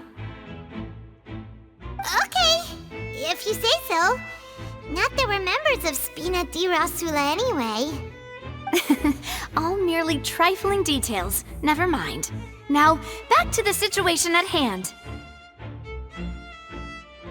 That's right. I've always kept an eye on the serial disappearance cases. My interest stems from a matter back from my father's time. Judging from the look of things, I find Linny an unlikely mastermind. Really? We think so too! That's why we're looking for clues now. But how did you come to that conclusion?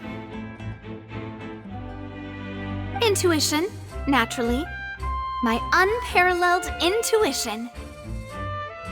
Noirceur was quick to point the finger at Linny without any decisive evidence whatsoever, wasn't she? But that's not uncommon for her. If you remember, the Justice had to interrupt her and ask if she was pressing charges just to keep her from getting carried away. Anyway, a trial begins the moment someone levels charges. And, of course, there was no way Farina was going to back down in that situation. Sounds more like you just don't trust the Hydro Archon. Well, what's your opinion? I must admit that she can be interesting at times, but liking her doesn't mean that I'll blindly agree with her. All right, I've answered your question. Now, it's time you answer mine. Wait a minute, did that answer count? Well, I say it does. But don't worry, you won't hear any pointless questions from me. In your opinion, do you think it's right to treat a trial like it's an opera? Well? And why would that be?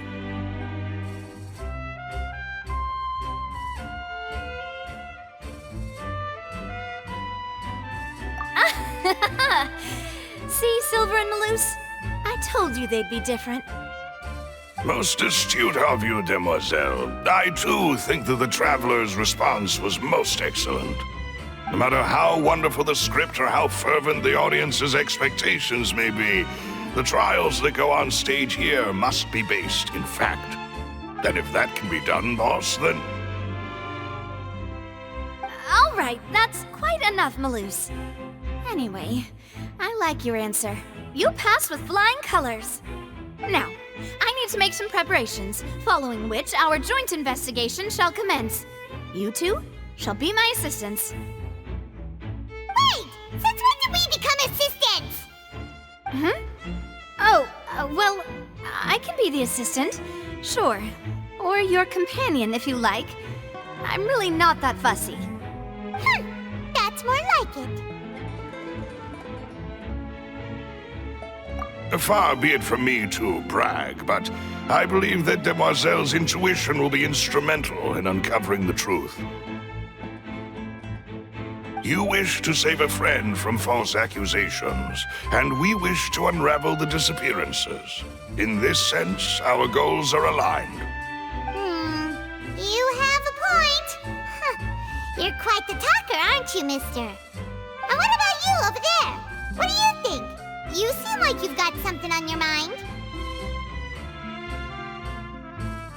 I have nothing to add. Oh, alrighty then. We'll be making some preparations first. Just be sure to let us know if they start revealing Lenny's tricks. Thanks!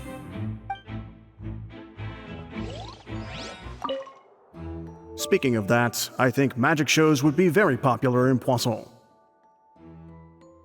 I can see that. Maybe I should try to learn some magic.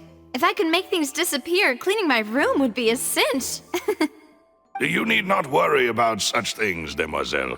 That falls under my duties. Oh, right.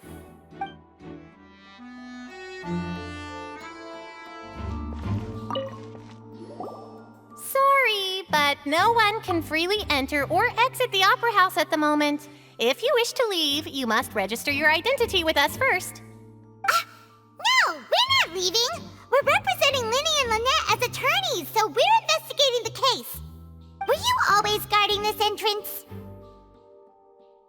Yes, after the Chief Justice gave the order, everyone coming in or out must undergo a strict inspection. So, the missing girl couldn't have left from here, at least, not from that point on. I doubt there was much opportunity then, either. How can you be so sure,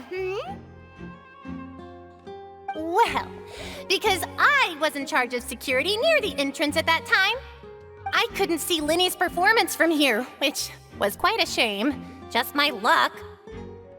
But still, I did not abandon my post, and I stayed put no matter how loud the applause was. If someone had so much as even approached the door, I would have noticed it, let alone if they had tried to leave. We Melusines are good at that sort of thing, you know. So, it's safe to say the girl couldn't have left through here. Alright, thank you for your help. This will be useful info.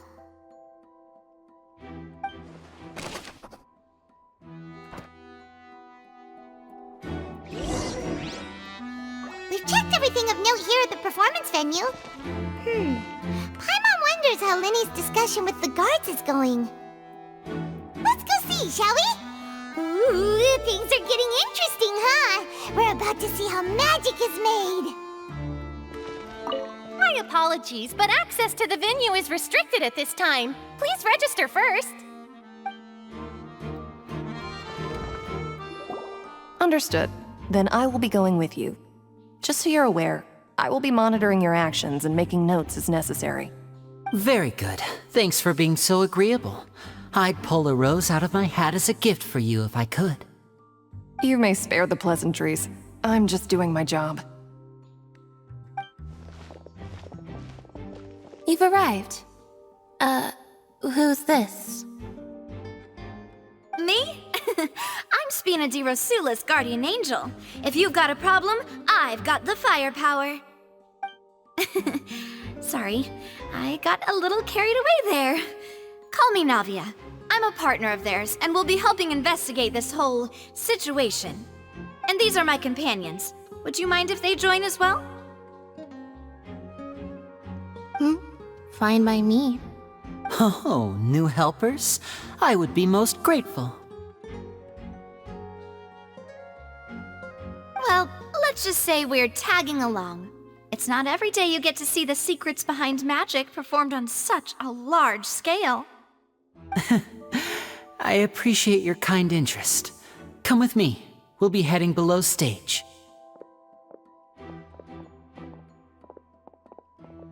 Huh? Below stage? Yes, a world of secrets is hidden beneath this magic box, prepared specifically for this switcheroo trick. But before I reveal everything, you should have a look first. Notice anything strange here?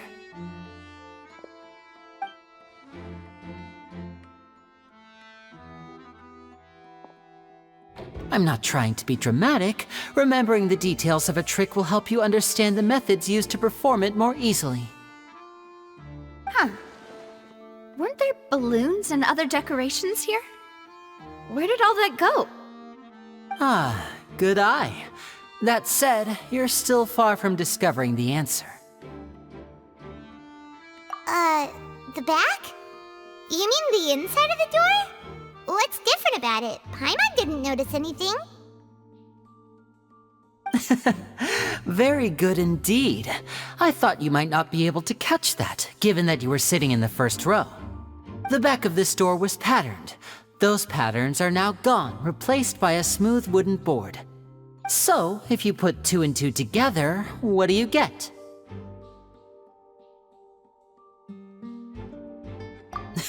Exactly. All right, let's go. I'll tell you how it works as we head down.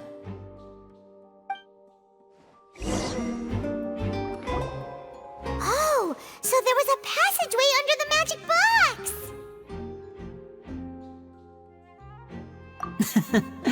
I knew you'd figure out most of it as soon as you saw this place. The 2 magic boxes are positioned right above the 2 entrances of the tunnel. See this flatbed trolley?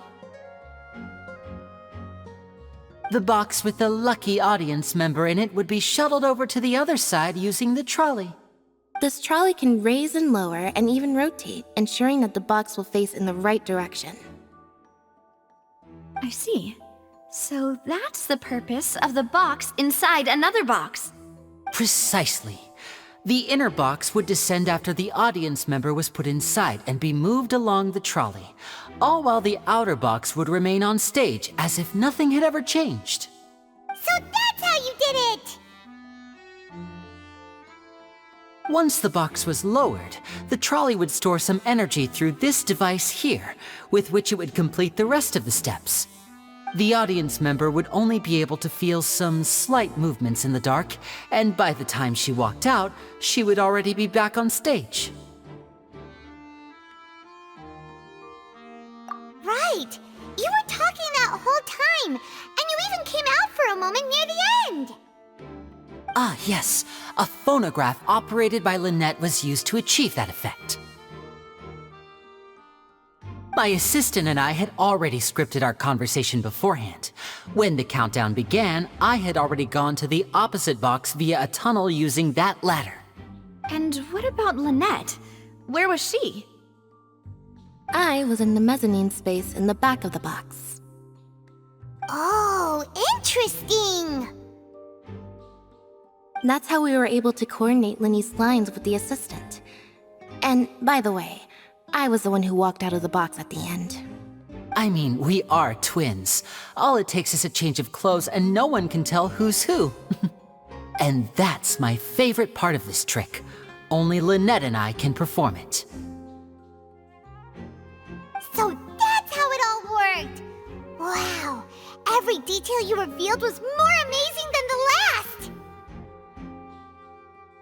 Lynette would briefly walk out of the box and then go back in, jumping into the tunnel and escaping before the box on the trolley could finish ascending.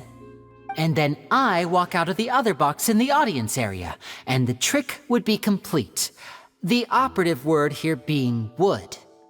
But as you saw, Cal was in the box, not our audience member. She, on the other hand, mysteriously vanished. We really don't know how that happened. If not for that interlude, this would have been an astonishing trick. I probably never would have figured out how you pulled it off.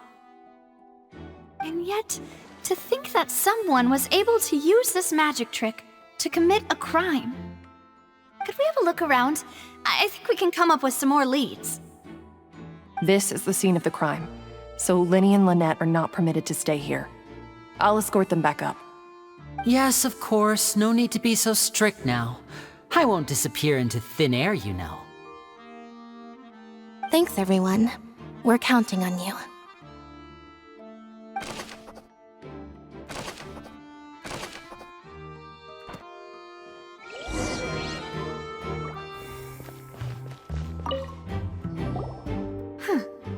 What's this? Looks like a hook tied to the end of a rope. Huh? There's all kinds of odds and ends here. Perhaps it was a prop for a different trick. But why would it have been left here? Whatever it is, let's make a note of it first.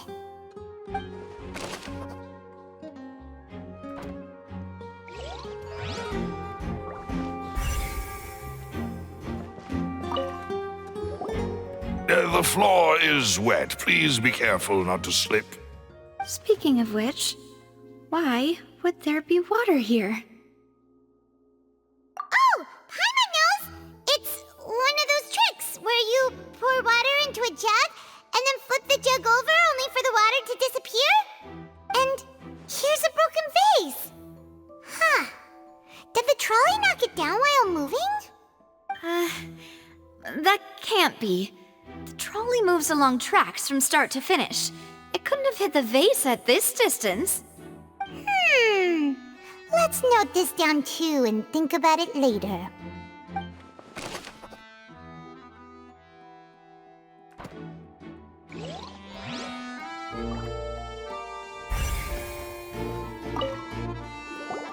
Oh, these are the clothes that the lady chosen from the audience was wearing, right? Her clothes are here, but she's nowhere to be found. Right. And do you really need to do that if you're kidnapping them? Ugh, this is so confusing. Paimon doesn't want to be a detective anymore.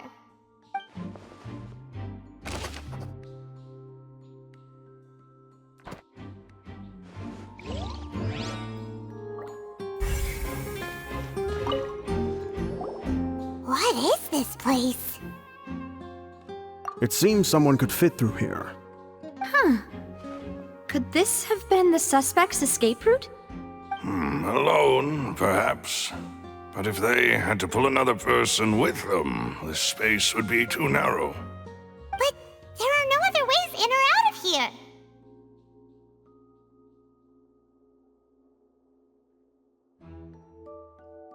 Oh, you're right! Let Paimon write that down.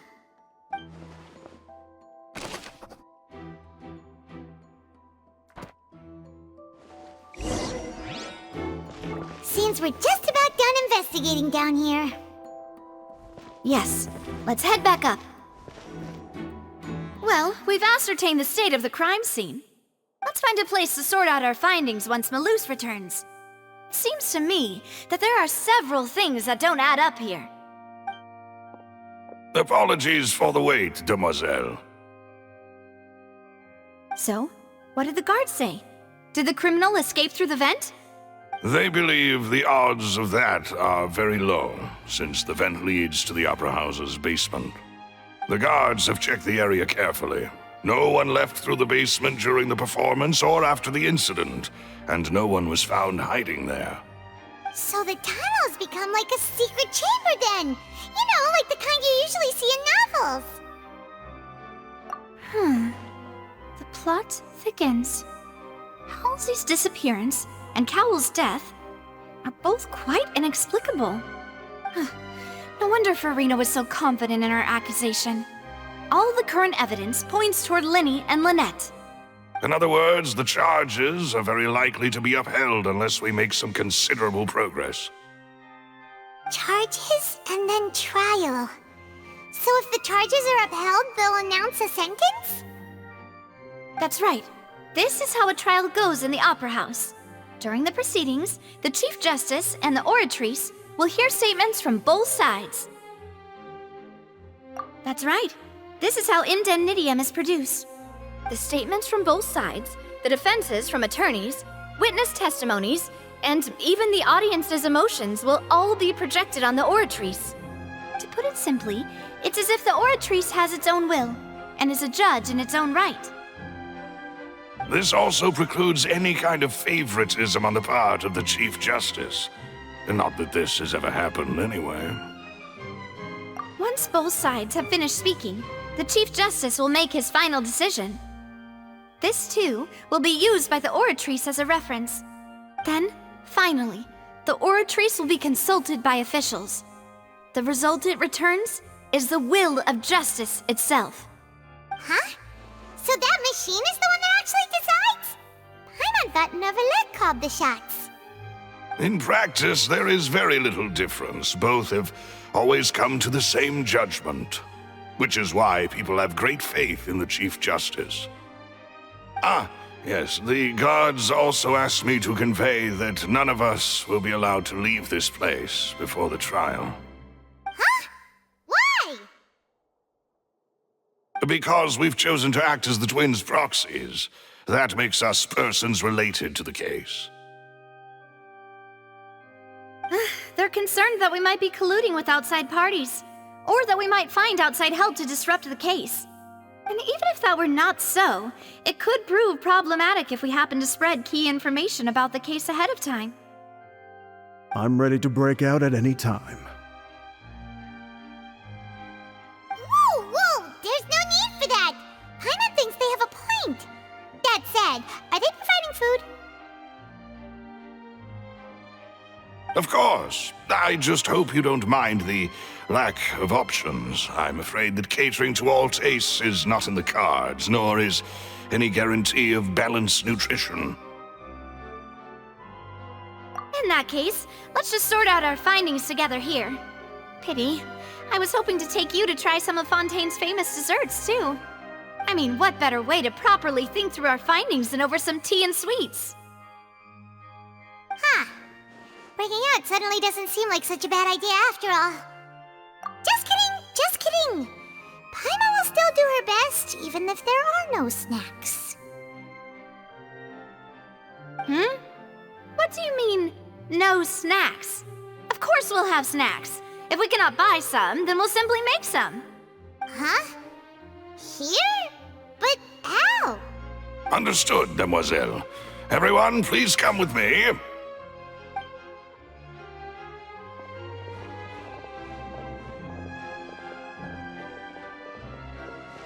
Wait, you're carrying a portable stove with you?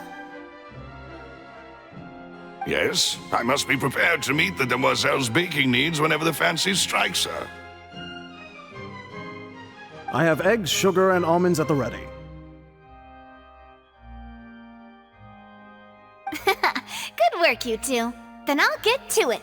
Please sit tight for a moment. You'll get to taste my awesome snacks soon enough. These three are quite the interesting group.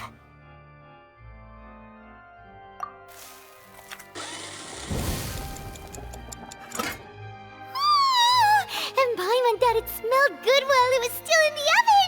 Oh, it's even better now. Paimon can't stop drooling.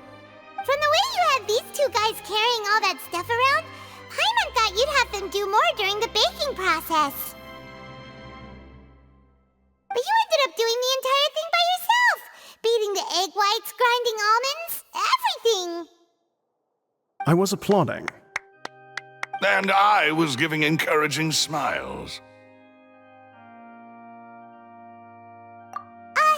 Paimon was just thinking, aren't you worried about getting your fancy dress dirty beating egg whites and baking like this?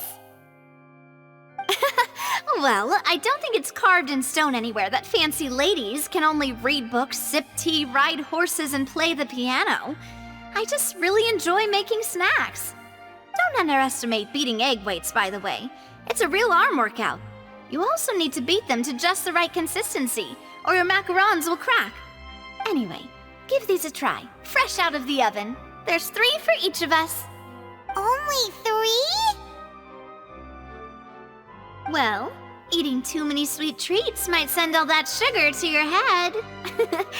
You wouldn't be able to think clearly about the case on a sugar rush, would you? Tea is ready to be served as well. This is Demoiselle's favorite, strong black tea with a floral fragrance that clears the mind and lifts the spirit. No need for concern. I'm merely doing as I should.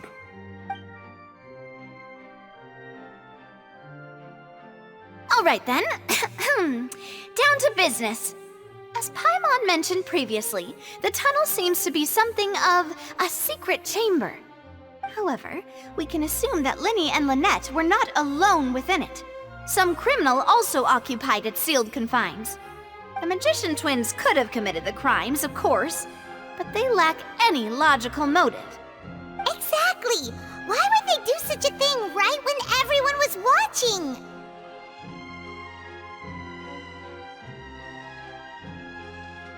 The flower vase and the thud we heard during the performance could indicate some altercation between Halsey and the criminal in the tunnel, resulting in the shattering of the vase, the discarding of her clothes, and her abduction. Perhaps the criminal thought that since she was chosen from the crowd, she would be too easy to identify if she was still wearing the same clothes. Paimon thinks that makes sense, but the real trouble is... True. None of the clues we found thus far support the existence of this third person. But the only people left to consider are both technically victims, whether it's the missing girl, Halsey, or poor Cowl. Huh. Could Halsey have secretly made modifications to the magic props in order to murder Cowl before making her escape? That's right. And even if she had tampered with the setup, she would need to understand the entire trick to pull it off. Nor does she have any motive. The guard said that she has never had any dealings with the magic troop's members. Were we not thorough enough in our search? From the sound of things, this is turning into an impossible case. Your macarons are amazing though, Navia. They smell great! They're nice and crisp and super sweet! They are my specialty after all. And I see you've already had 5 of them. What? 5? Oh, that can't be right! Paimon only counted 3, honest! Please don't worry about it. At my age, a few less sweets might actually be a good thing. No! Being greedy is one thing, but Paimon knows how to count. Besides, Paimon knows that if she ate too many, then others wouldn't have enough. Wait, even you don't believe Paimon? How could you? If Paimon ate those 2 extra macarons, then may they turn into stone in her stomach! All right, we get it. Well, I suppose one of us might have gotten too engrossed in our chat and eaten them by mistake. No big deal. Maloose, set up the stove again if you would. Huh? What are you doing? Making sure everyone gets 3 macarons, of course. Exactly. We don't want to trouble you. As you wish, demoiselle. And I have the egg, sugar, and almonds. Well, this really is your hobby, huh?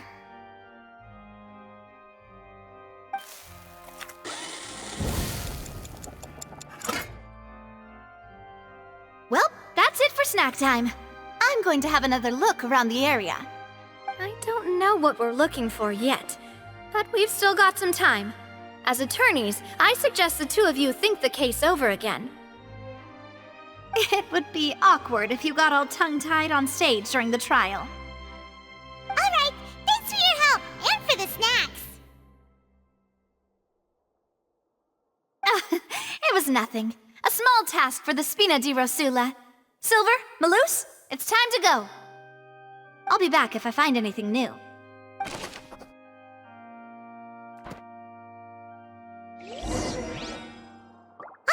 It's time to put our heads together. We've got to get our defense ready for the trial. Oh, it's probably gonna be a long and difficult case. There's no point in worrying about that now. We just need to prepare. Here, take Paimon's notes. They should help you review the situation. What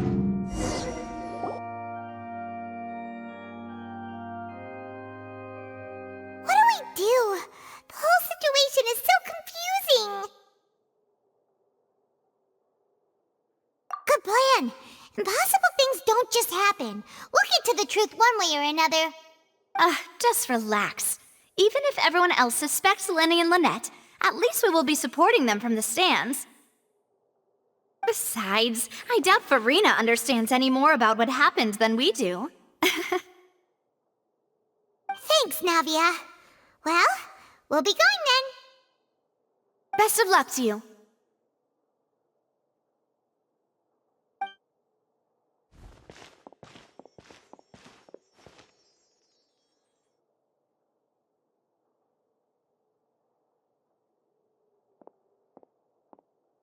Ah, finally, you're back. Well, how did your investigation go? might be disappointed. No. We're already very grateful that you were willing to help. Well now, don't you all look disappointed? Don't tell me that your investigation came up empty-handed. That was to be expected, of course. The guilty can never produce proof of their innocence. But don't let that stop you. I shall be terribly disappointed should you, my most anticipated foe, concede so easily. Since both parties are present, I declare that the trial regarding the magic show incident is now in session. Firstly, in order for the audience to understand the causes and results of the incident, could we please have Mr. Linney explain the trick? Yes, of course. I will explain while Lynette demonstrates on stage. All the necessary items have been prepared.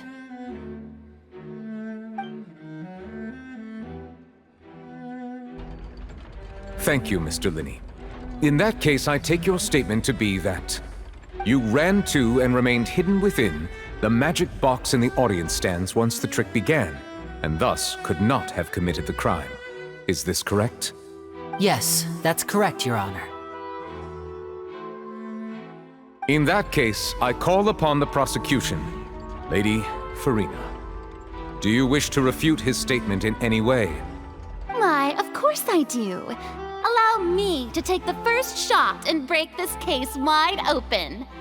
Mr. Linney is clearly lying.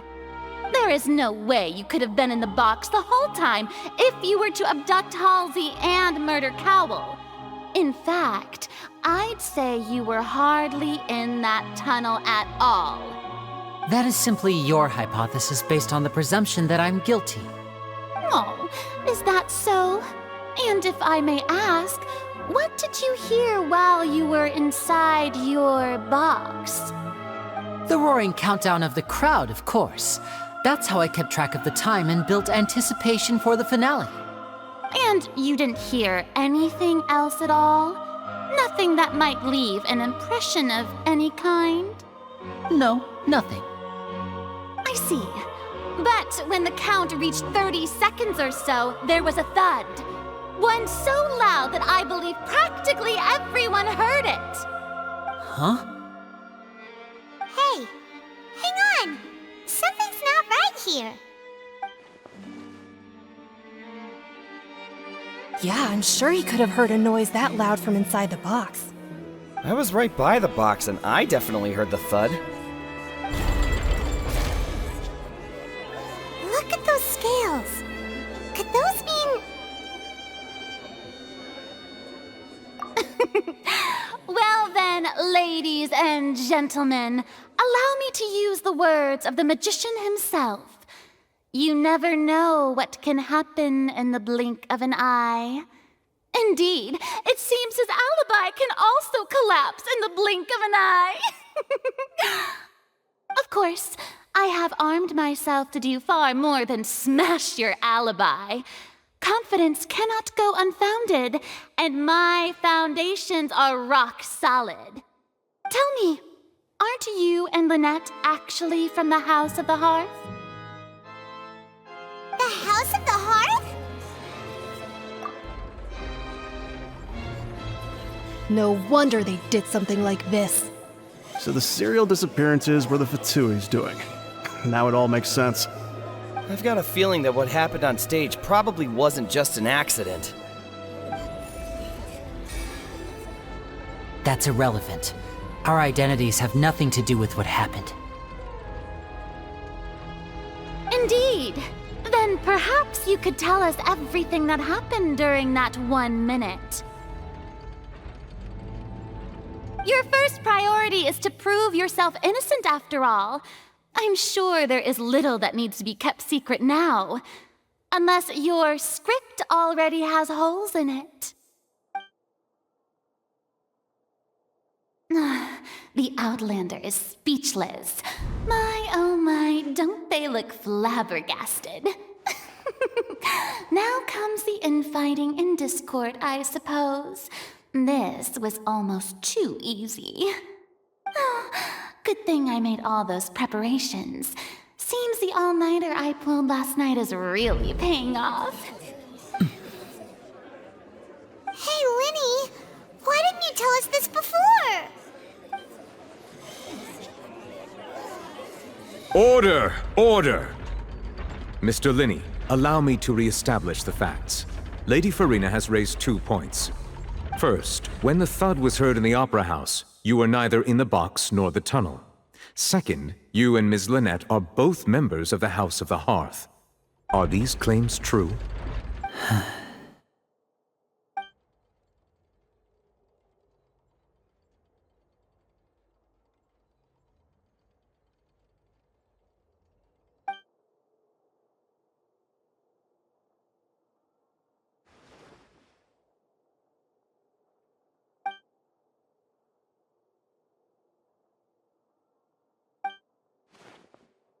Please answer my question, Mr. Linney. I'm sorry. Yes, they're true, Your Honor.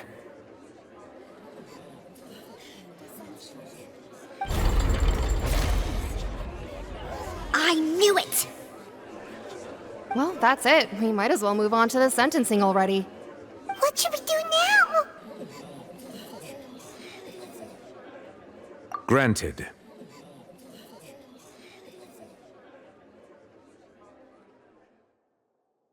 In that case, what is your request?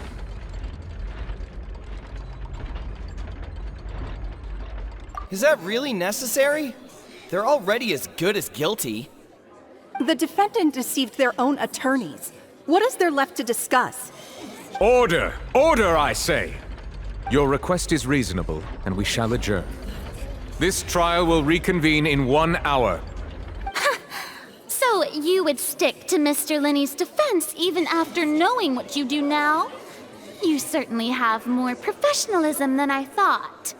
In that case, my dear audience, let's allow the joy of victory to steep for a little while longer.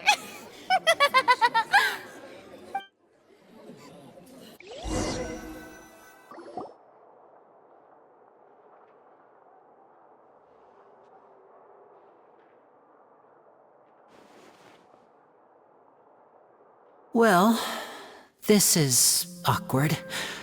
I didn't think the Hydro Archon would dig all that up. I'm sorry, Traveler and Paimon. Yeah, sorry. Paimon doesn't know where to start. We trusted you two. We based our entire reasoning on the assumption that you weren't bad guys. Not to set the wrong tone or anything, but Paimon's really mad! I'm very sorry. I know you're angry, and reasonably so, but please, let me explain. I know you've clashed with the Vitui several times before. I wouldn't be surprised if just hearing the word is enough to make you upset. But our organization is very, very large, and the Harbingers have very different personalities and goals. Right now, we want to save people. As many as we can. That's right. I'm sure we're on the same page when it comes to this nation and the disaster that its people might face. I knew if it weren't for our respective identities, we could become good friends. That's why I didn't wish to flat out lie to you, but chose to hide some details instead. The truth is very important, but being completely transparent about everything would see us spending more effort than we need to. Right. So, you be the judge. Heck, if I were you, I fear that I'd even struggle to trust me at this point. You met a Fatus who works as a magician, a trickster by trade. All by coincidence, too. But still, I'm asking you to trust me. I am no criminal. At least, not in this case. Sorry. Please forgive us. Well, you both say that, but...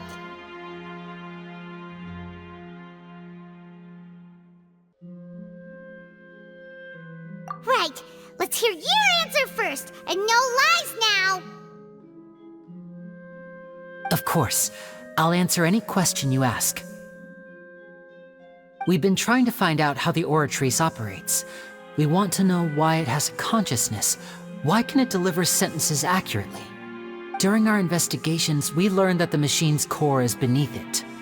From that moment on, Lynette and I have been designing this box swap trick with the objective of getting close to the core. Is that why you needed a whole minute? That's right. In truth, the audience would take about 75 seconds to count down from 60, while I would only need 15 to get to the opposite box. So, after jumping into the tunnel, I accessed the Opera House basement via the vent, and went to investigate the room in which the core is stored. That air vent was created during the construction of the tunnel specifically to execute this step. Well, nothing. As soon as I reached that room and was about to investigate, I heard someone's voice. Which should have been impossible, of course. I was quite certain that I was the only one in the room. That voice seemed to recognize me and tried to speak to me. I chose to err on the side of caution and retreated the way I came. On the way back, I saw the broken vase and the clothes on the ground, but the countdown was almost finished, so there wasn't time to give it any thought. After that, the homicide occurred just as you saw. Well, that explains why you didn't hear the thud. Because of that prophecy I told you about, of course. We must know all we can about this nation's secrets in order to deal with that prophesized crisis. That's the only way we can save everyone. So, there you have it. The whole truth. I swear, I didn't hide anything from you this time. It was never my wish to proceed under this cloud of mistrust either. But like I said earlier, you can be the judge. If you want to leave because you don't trust the Fatui, there's nothing I can do to stop you. Well, Traveler, you decide. Paimon will follow your lead however you choose.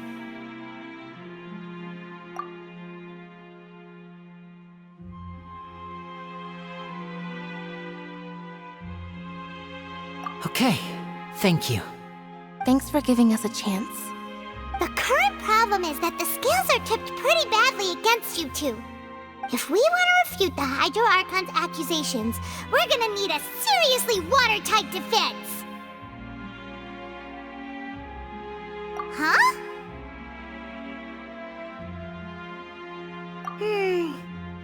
Oh, Paimon thinks she gets what you mean.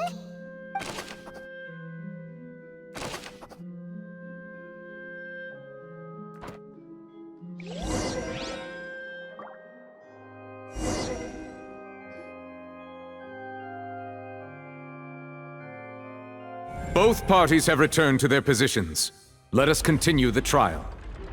When last we left off, Mr. Linney acknowledged the new evidence presented by Lady Farina as fact. Therefore, Lady Farina may continue stating her reconstruction of the events. Ugh, that took long enough. Now then, if everyone would lend me their attention. At this stage, let's revisit that scene from Linney's perspective.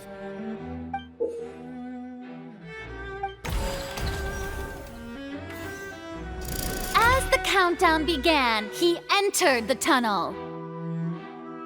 When the flatbed trolley passed, he opened the box and got into an altercation with Halsey, which caused the loud thud. He did not realize that this sound could be heard by everyone in the Opera House, which is why he claimed earlier that he could not hear the sound. Finally, he used the vase to knock her out, before making her change clothes to prevent others from recognizing her. At this time, Cowell arrived in the tunnel, having heard that strange noise, and caught Linney red-handed. So Linney proceeded to knock him out too before stuffing him into that box. Afterward, Linney passed the unconscious Halsey to his accomplice through the magic box in the audience stands, before operating the devices such that Cowell's death would be ruled an accident. And there you have it. That's the truth behind what happened. Does the defendant's side have any objections to Lady Farina's description of the events? The key to refuting Lady Farina is the order of events, what Linny experienced and what he saw.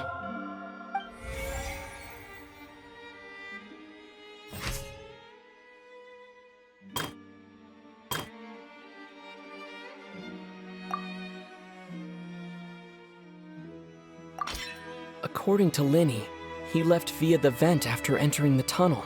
He couldn't have had that altercation with Halsey.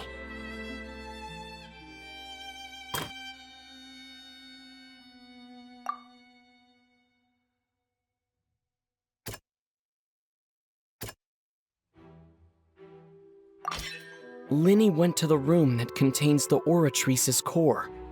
This is the actual truth.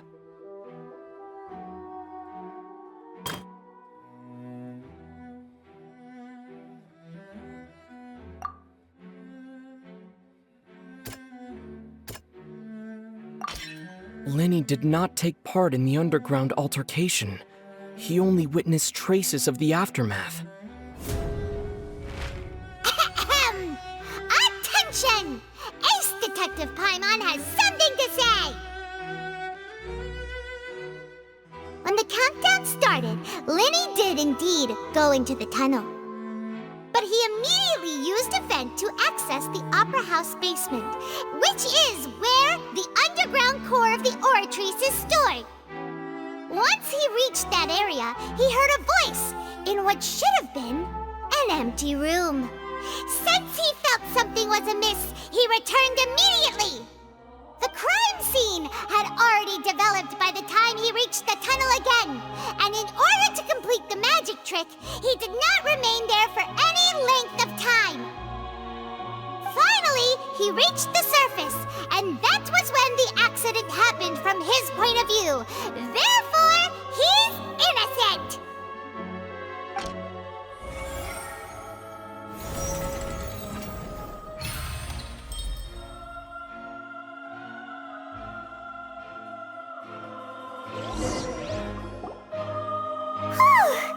Paimon did it!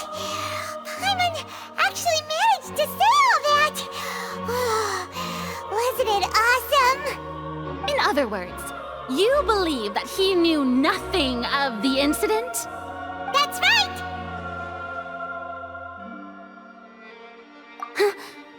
My reasoning?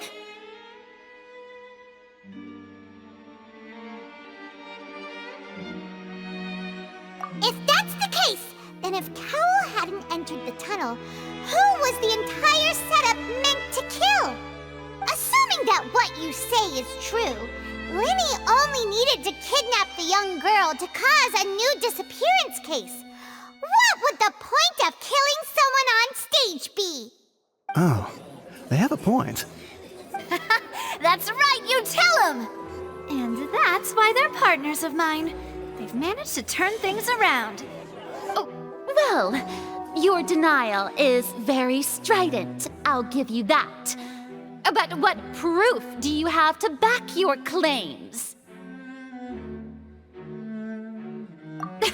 Of course I do. If he had been in the magic box the whole time, how could he have not heard that sound? Why do you ask? You're saying that he wasn't?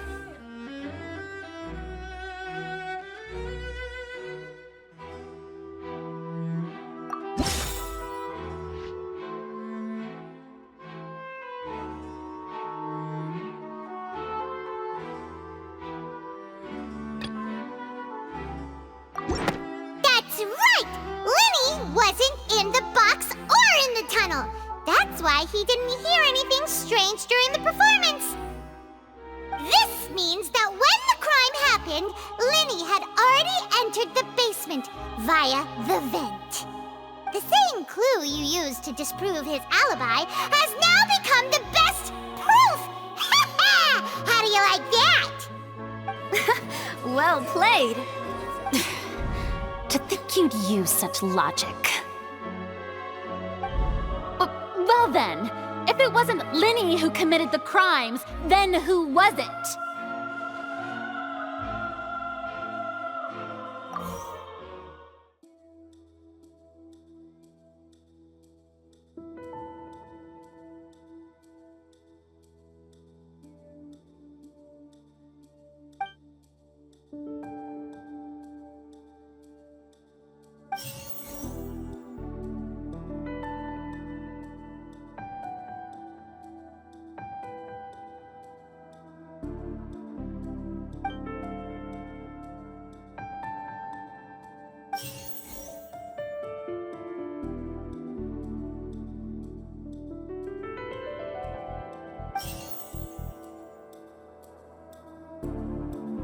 The deceased's name is Cowell, Linny's assistant. He would have been able to tamper with the equipment.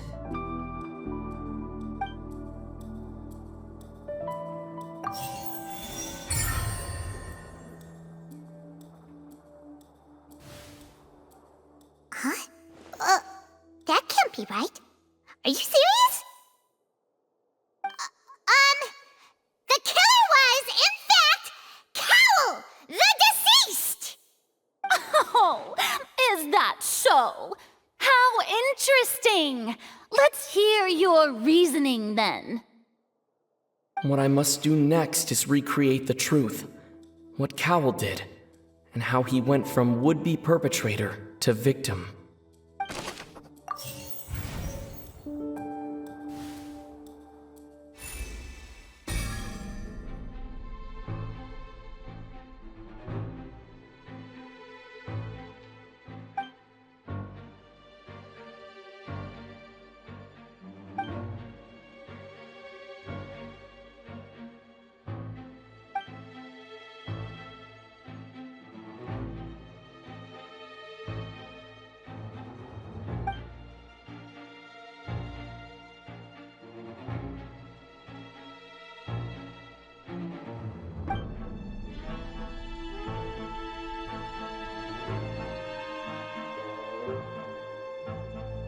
What's wrong, Traveler? Are you still having trouble figuring things out? I see how it is. So this was all just a bluff. And here I thought you had something to show for it. But it seems you're still far from the truth. Look, since we're at a dead end, why not consider a different track? Just like the trick as it transpired, the end result must have been utterly different from the magician's initial design. If only we knew how Halsey disappeared. Well, that would be nice, but the tunnel only has 3 exits, and none of them seem very likely. And it's not like this is a magic trick where you can just make a real live person disappear. You know, like you did from that water tank, Lynette.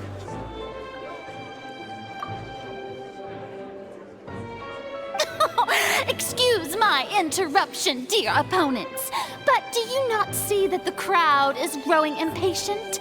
There is no greater sin in this opera house than an awkward delay in the performance.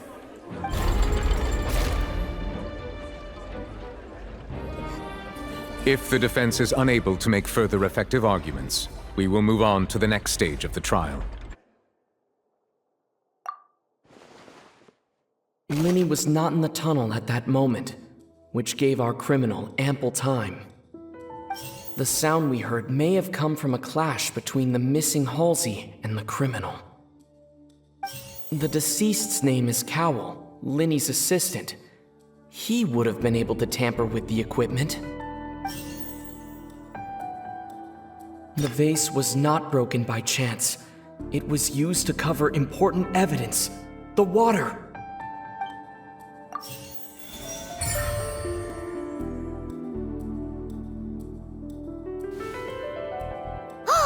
Paimon gets it! It all comes together if Halsey disappeared instead of being kidnapped.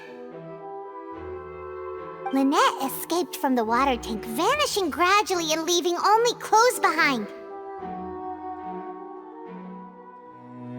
If there's a similar method where a person could be transformed into water...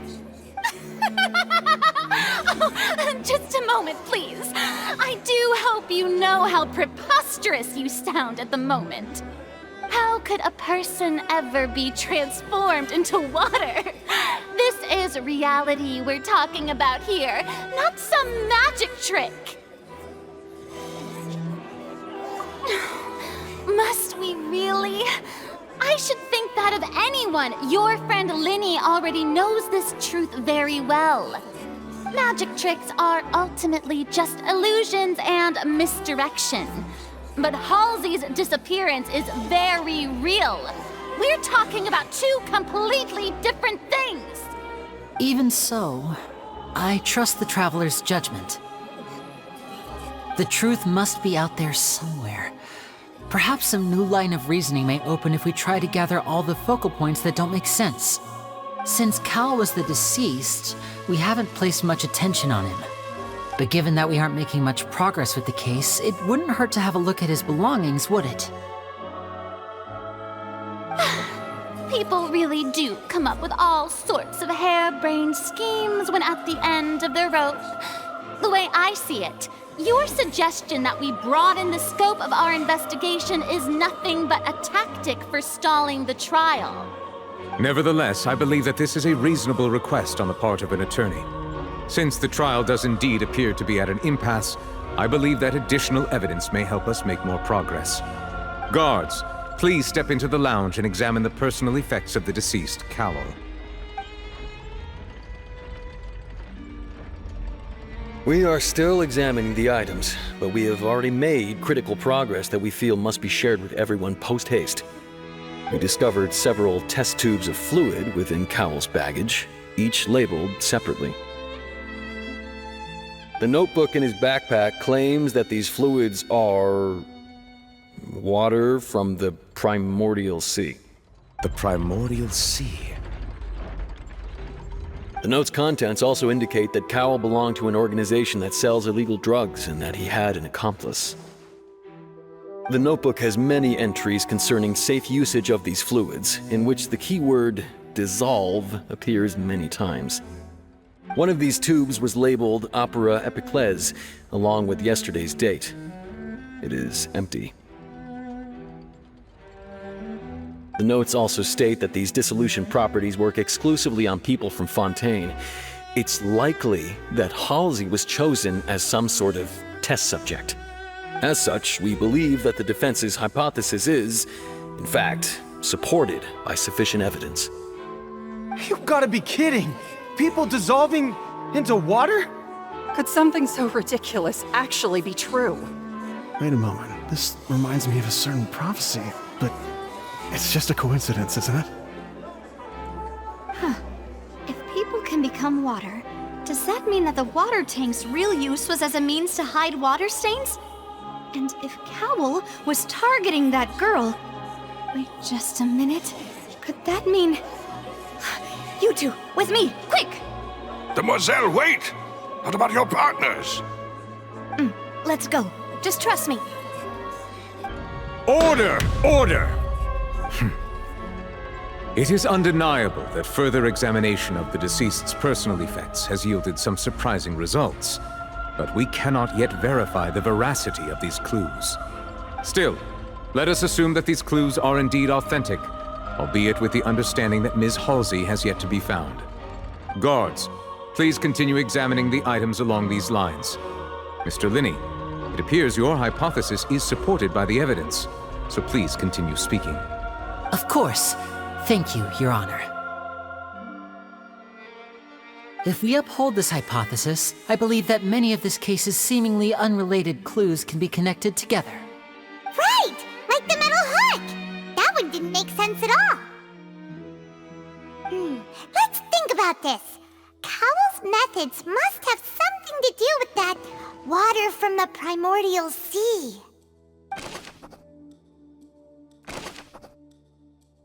The deceased's name is Cowell, Linny's assistant.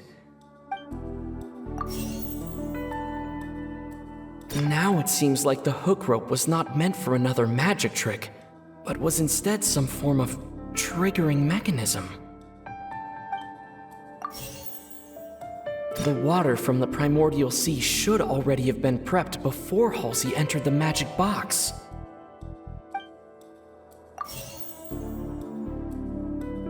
Lynette was in the magic box on stage the entire time.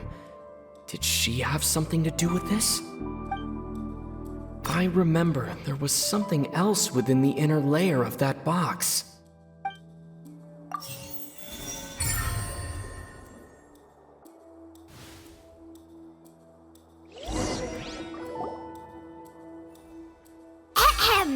It's Ace Detective Paimon's time to shine again! In the original plan, Cowell would tamper with the water tank rope and the number selector securing his target.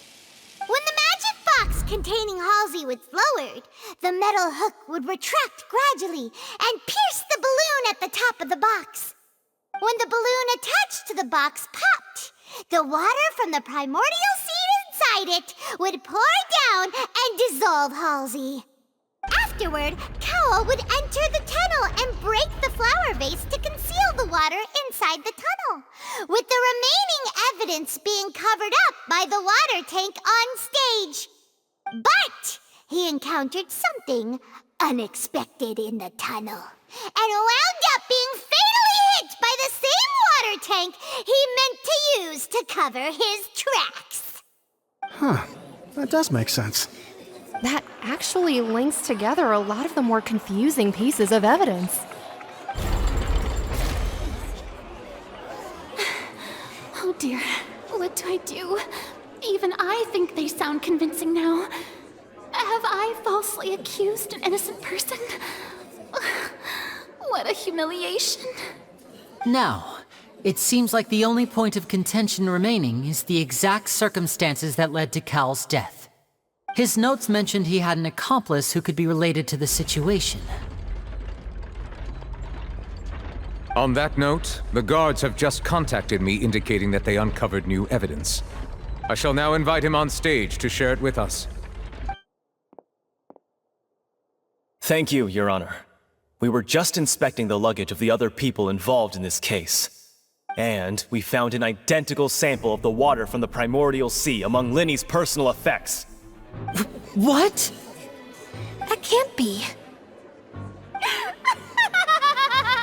Oh, I see. Well, how wonderfully comedic to have your own counterattack only to come back and wound you. Does this not clear all doubt? My dear citizens, my loyal audience, allow me to present my reasoning and bring this performance to a swift close. Linny did not need to take part in the dissolution of the young woman at all. Indeed, he did leave the scene via the vent. Having made modifications to the props beforehand, his accomplice Cowl then caused Halsey to vanish using the water from the primordial sea. But upon his return, in cruel avarice, Linny desired sole credit and prepared to do away with his partner in crime. Ultimately, he knocked Cowl out, and the tool meant to cover the crime up also became a murder weapon. Now, as much as I regret having come to such a viciously straightforward conclusion, it does seem that the famed Fatui is quite the cold-blooded and ruthless organization. Am I right, Mr. Linny? We've used up all the evidence we collected. There's no way for us to make a rebuttal here. Is this the end of the road?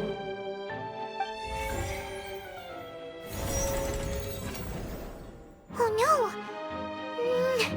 Paimon can't think of anything either. It doesn't look like there's any way around this. Seems using the water as new evidence was too good a move. Why did this have to happen now? I think we've all seen enough now, and we have ample witnesses to my flawless reasoning. I believe this is indeed the finale. Now then, my good, noble Chief Justice, should we not, in your view, Excuse me, everyone, but I must interject. Miss, I must ask you not to shout, and to respect the ongoing legal proceedings. Oh, come on. Don't be hasty. I have a good reason for interrupting, you know. Now, would anyone here like to take a little break from all this debate and see a little magic? I'll show you an amazing trick. One that can bring a young woman who has disappeared back in the flesh, right before your very eyes. Please, do the honors, Mr. Linny, if you would be so kind. What in the world is she saying? No offense, miss, but miracles like that are beyond my scope as a magician.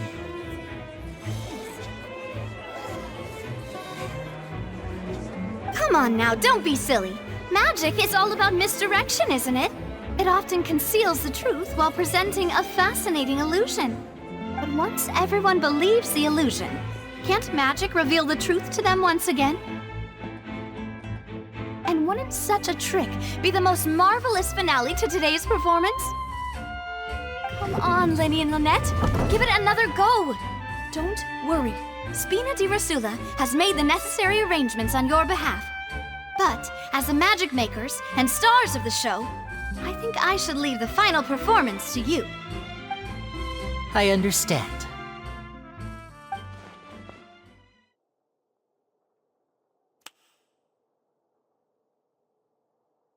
And voila!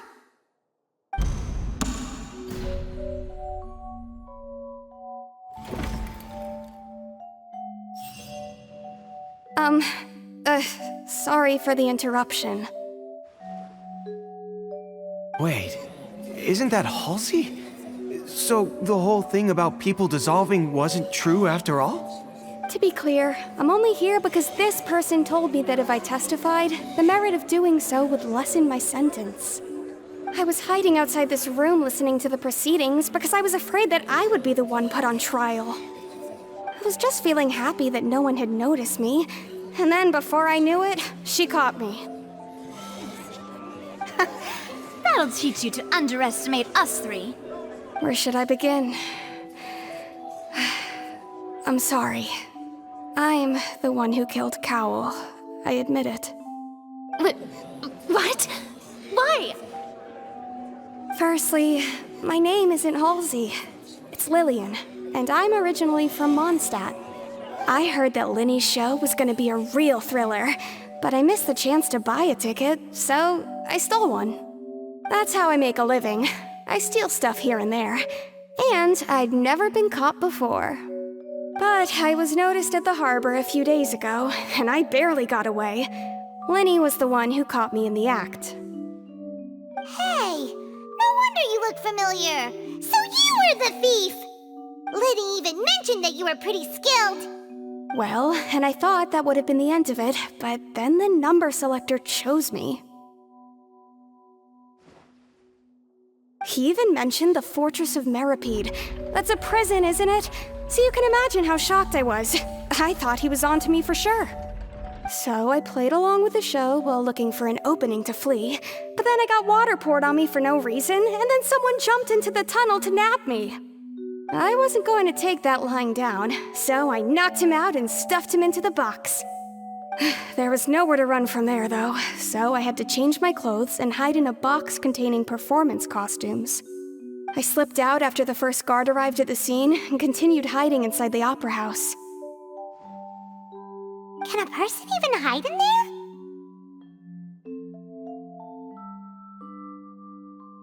But I swear I didn't know that the water tank would fall down. Really, I swear it. Had I known that, I wouldn't have put him in the magic box. I may be a thief, but I'm no killer. Well, that makes everything pretty clear now, doesn't it? This time, we need to tell the entire story from Lily-Ann's perspective.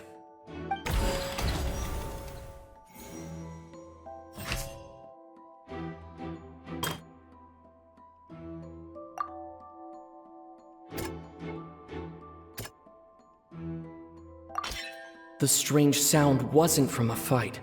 It was Lily-Ann's attempt to break out when she was frightened.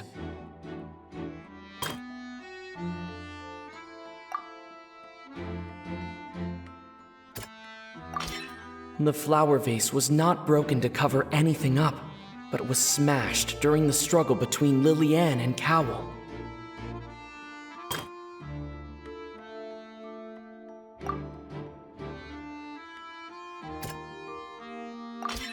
Lily-Ann was afraid that she would be recognized if she left, so she changed clothes and hid, biding her time.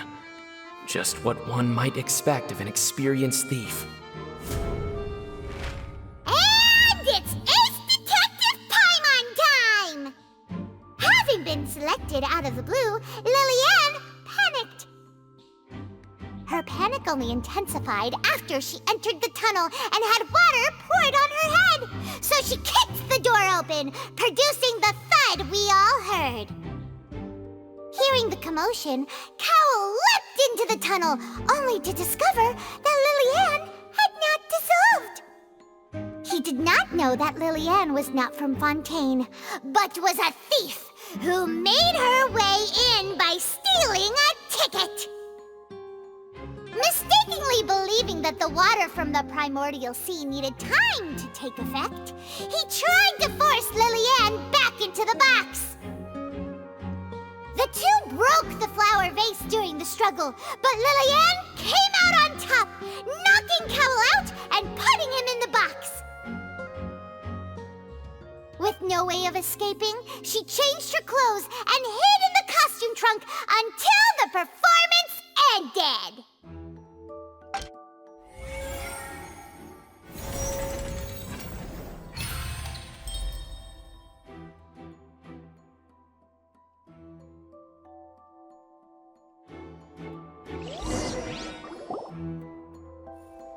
She knew that she would have to go through guard inspection if she tried to leave afterward. So, she has been trapped in the Opera House these last 2 days. She had already become desperately hungry by the time we were chatting over macarons. So, she swiped 2 of them right under our noses. Talk about a sneaky thief. At this point, all the events that happened in the tunnel have now come to light. Ah, so that's the whole story. Bravo! Bravo! Now then, Lady Farina, do you wish to speak against the defense's statements? Please answer the question, Lady Farina. Also, if I may add, the trial has not yet ended. As such, I request that the prosecution not leave the room before the proceedings have concluded. What, are you reading my mind now? No, I have no further arguments. I admit defeat. But really, could you at least have left me with some dignity? Wow, look at that! She's like a deflated balloon now. If there are no objections, then as the Chief Justice of Fontaine, I shall once again repeat the full sequence of events. The actual perpetrator of the serial disappearances, Cowell, selected his next victim from the audience reservation list. With some modifications to the selector, he could ensure that the pre-selected young woman would be chosen. To cover up any evidence while committing the deed, Cowell thought of allowing the water tank to fall, which would conceal the water left behind after the young woman was dissolved. He also tampered with the rope suspending the water tank, using the fireworks at the end of the performance to cause the tank to drop and hide the watermarks. He poured the water from the primordial sea into a balloon during the preparation of the magic box and stuck it to the box's lid. Finally, he passed the prepared hook on a rope through the gap in the magic box's door when bringing the young woman to said box. When the magic trick officially began, the box containing the woman was lowered into the tunnel, tightening the hook rope and bursting the balloon containing the water. If all had gone to plan, the young woman would be dissolved at this time. However, Lily-Ann was not from Fontaine and thus fled the box with a loud noise. Realizing that there was trouble, Cowell entered the tunnel and met Lily-Ann. Thinking that the waters had not yet taken effect, he decided to proceed. However, his opponent was more capable than he thought, and he was overcome, knocked unconscious, and placed into the magic box, and thus became his own final victim. Lily-Ann, according to her own statements, then changed clothes and hid until the performance ended, before hiding in other parts of the opera house. As for Linny, he was in the underground structures within the opera house, and was thus ignorant of these happenings. From this reconstruction of events, we can conclude that Linny, the accused, is in fact innocent. While there is much in Linny and Lily-Ann's conduct that should still be investigated separately, this case, at least, can be handed over to the Oratrice to make the final decision.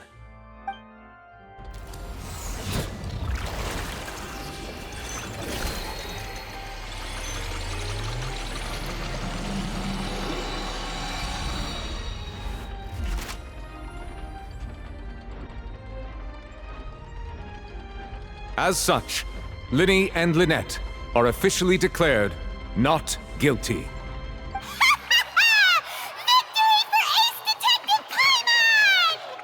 Great work, partners. Thank you all.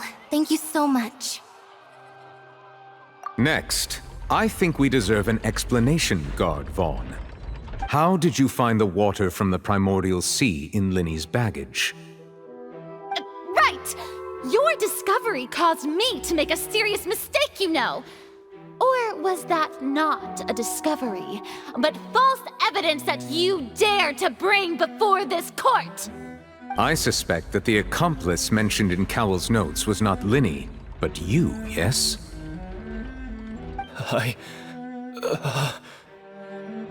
I'm sure you know what you must do to lessen your sentence. Speak quickly! Unless you want to earn yourself a one-way ticket to Coupon Town. I was just following orders. We were supposed to place blame for the serial disappearances onto Linny, and thus cause suspicion to fall on the Fatui. The higher-ups said this was the best opportunity to do so. And now that your plan has fallen through, and the secrets of the water have been revealed, you have become a liability to said higher-ups, yes?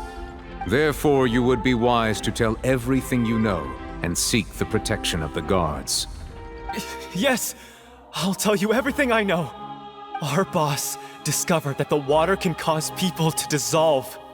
It can also be made into a potion, which when extremely diluted, can cause people to experience unforgettable exhilaration. We've been in this business for a while now, and have made decent more off it. The disappearances were also the boss's idea. I mean, this is the boss we're talking about.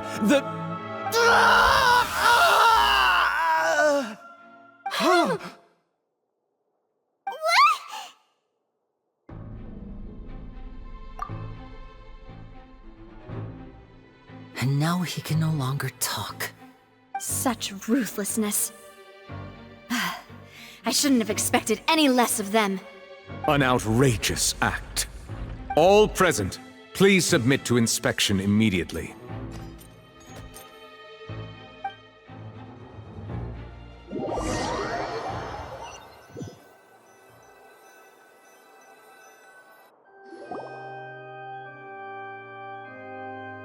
So, we're just going back now?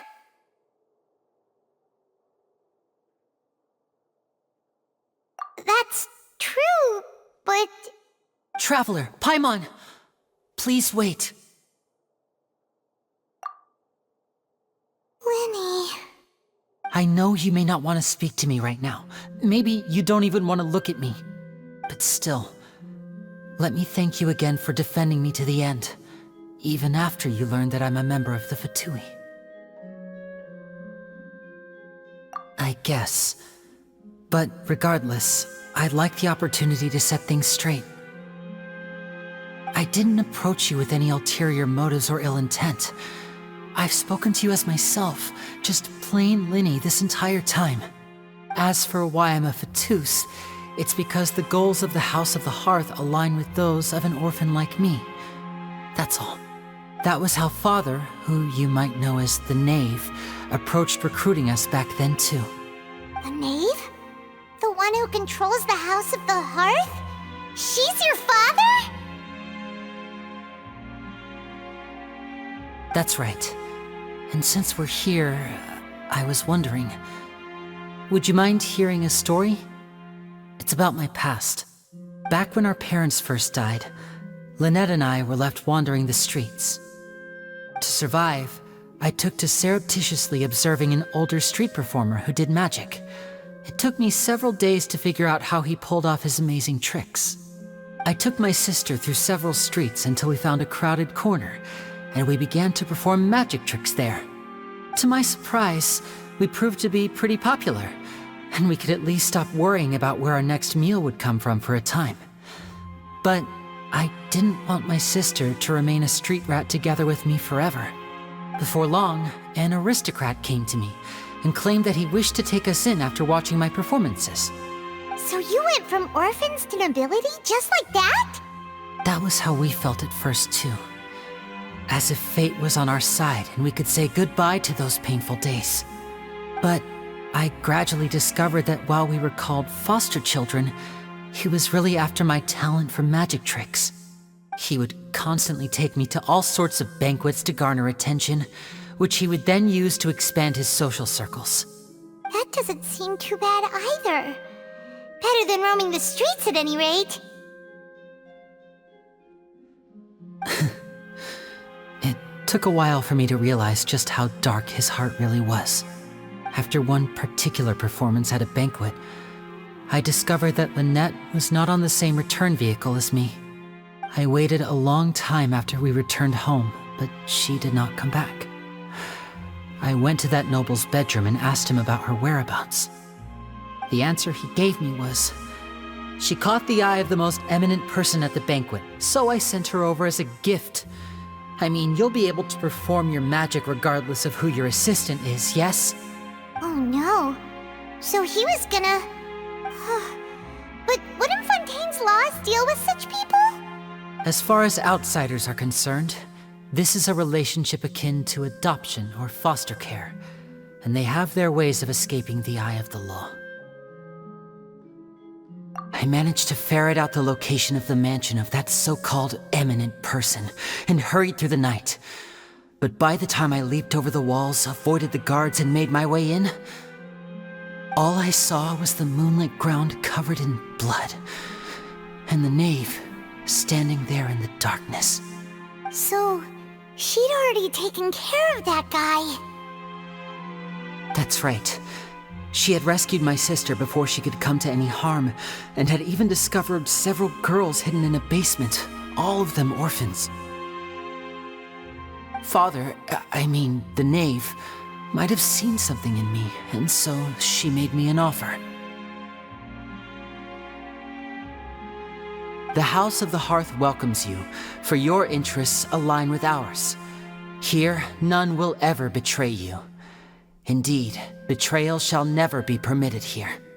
I was hesitant to trust her. I had just been betrayed by nobles. But she was also quick to destroy the noble who had taken us in at first, giving us back our freedom. Oh, so that's how the two of you joined the House of the Hearth. She has her own plans. She has gained permission from the Tsaritsa to first use the Gnosis' power once she obtains it. She plans to use it to find a way to break the prophecy and save Fontaine. So, she believes in that prophecy too? That's right. The whole House of the Hearth is currently working to combat that crisis. Today's case has also proven that people from Fontaine can indeed dissolve into some sort of water, thus further supporting the prophecy. Everyone at Hotel Bouffe d'été, including the knave, has their roots in Fontaine, and we will always defend our homeland. To us orphans, the only connection we have left to this world, apart from our family, is our homeland.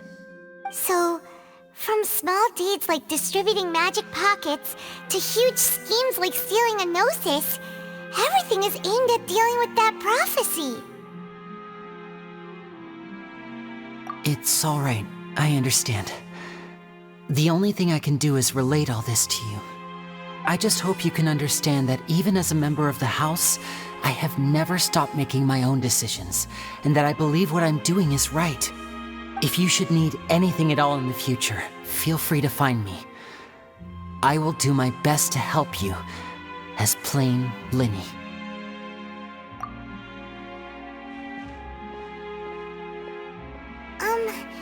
Bye, Linny!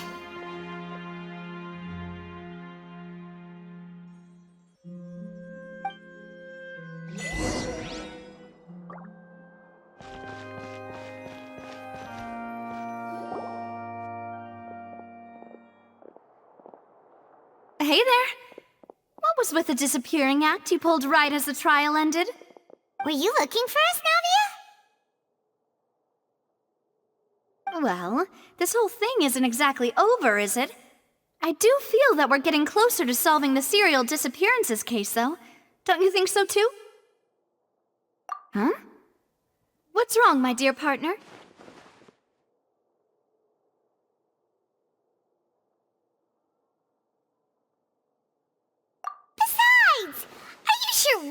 ones who can crack a case that's been cold for decades now?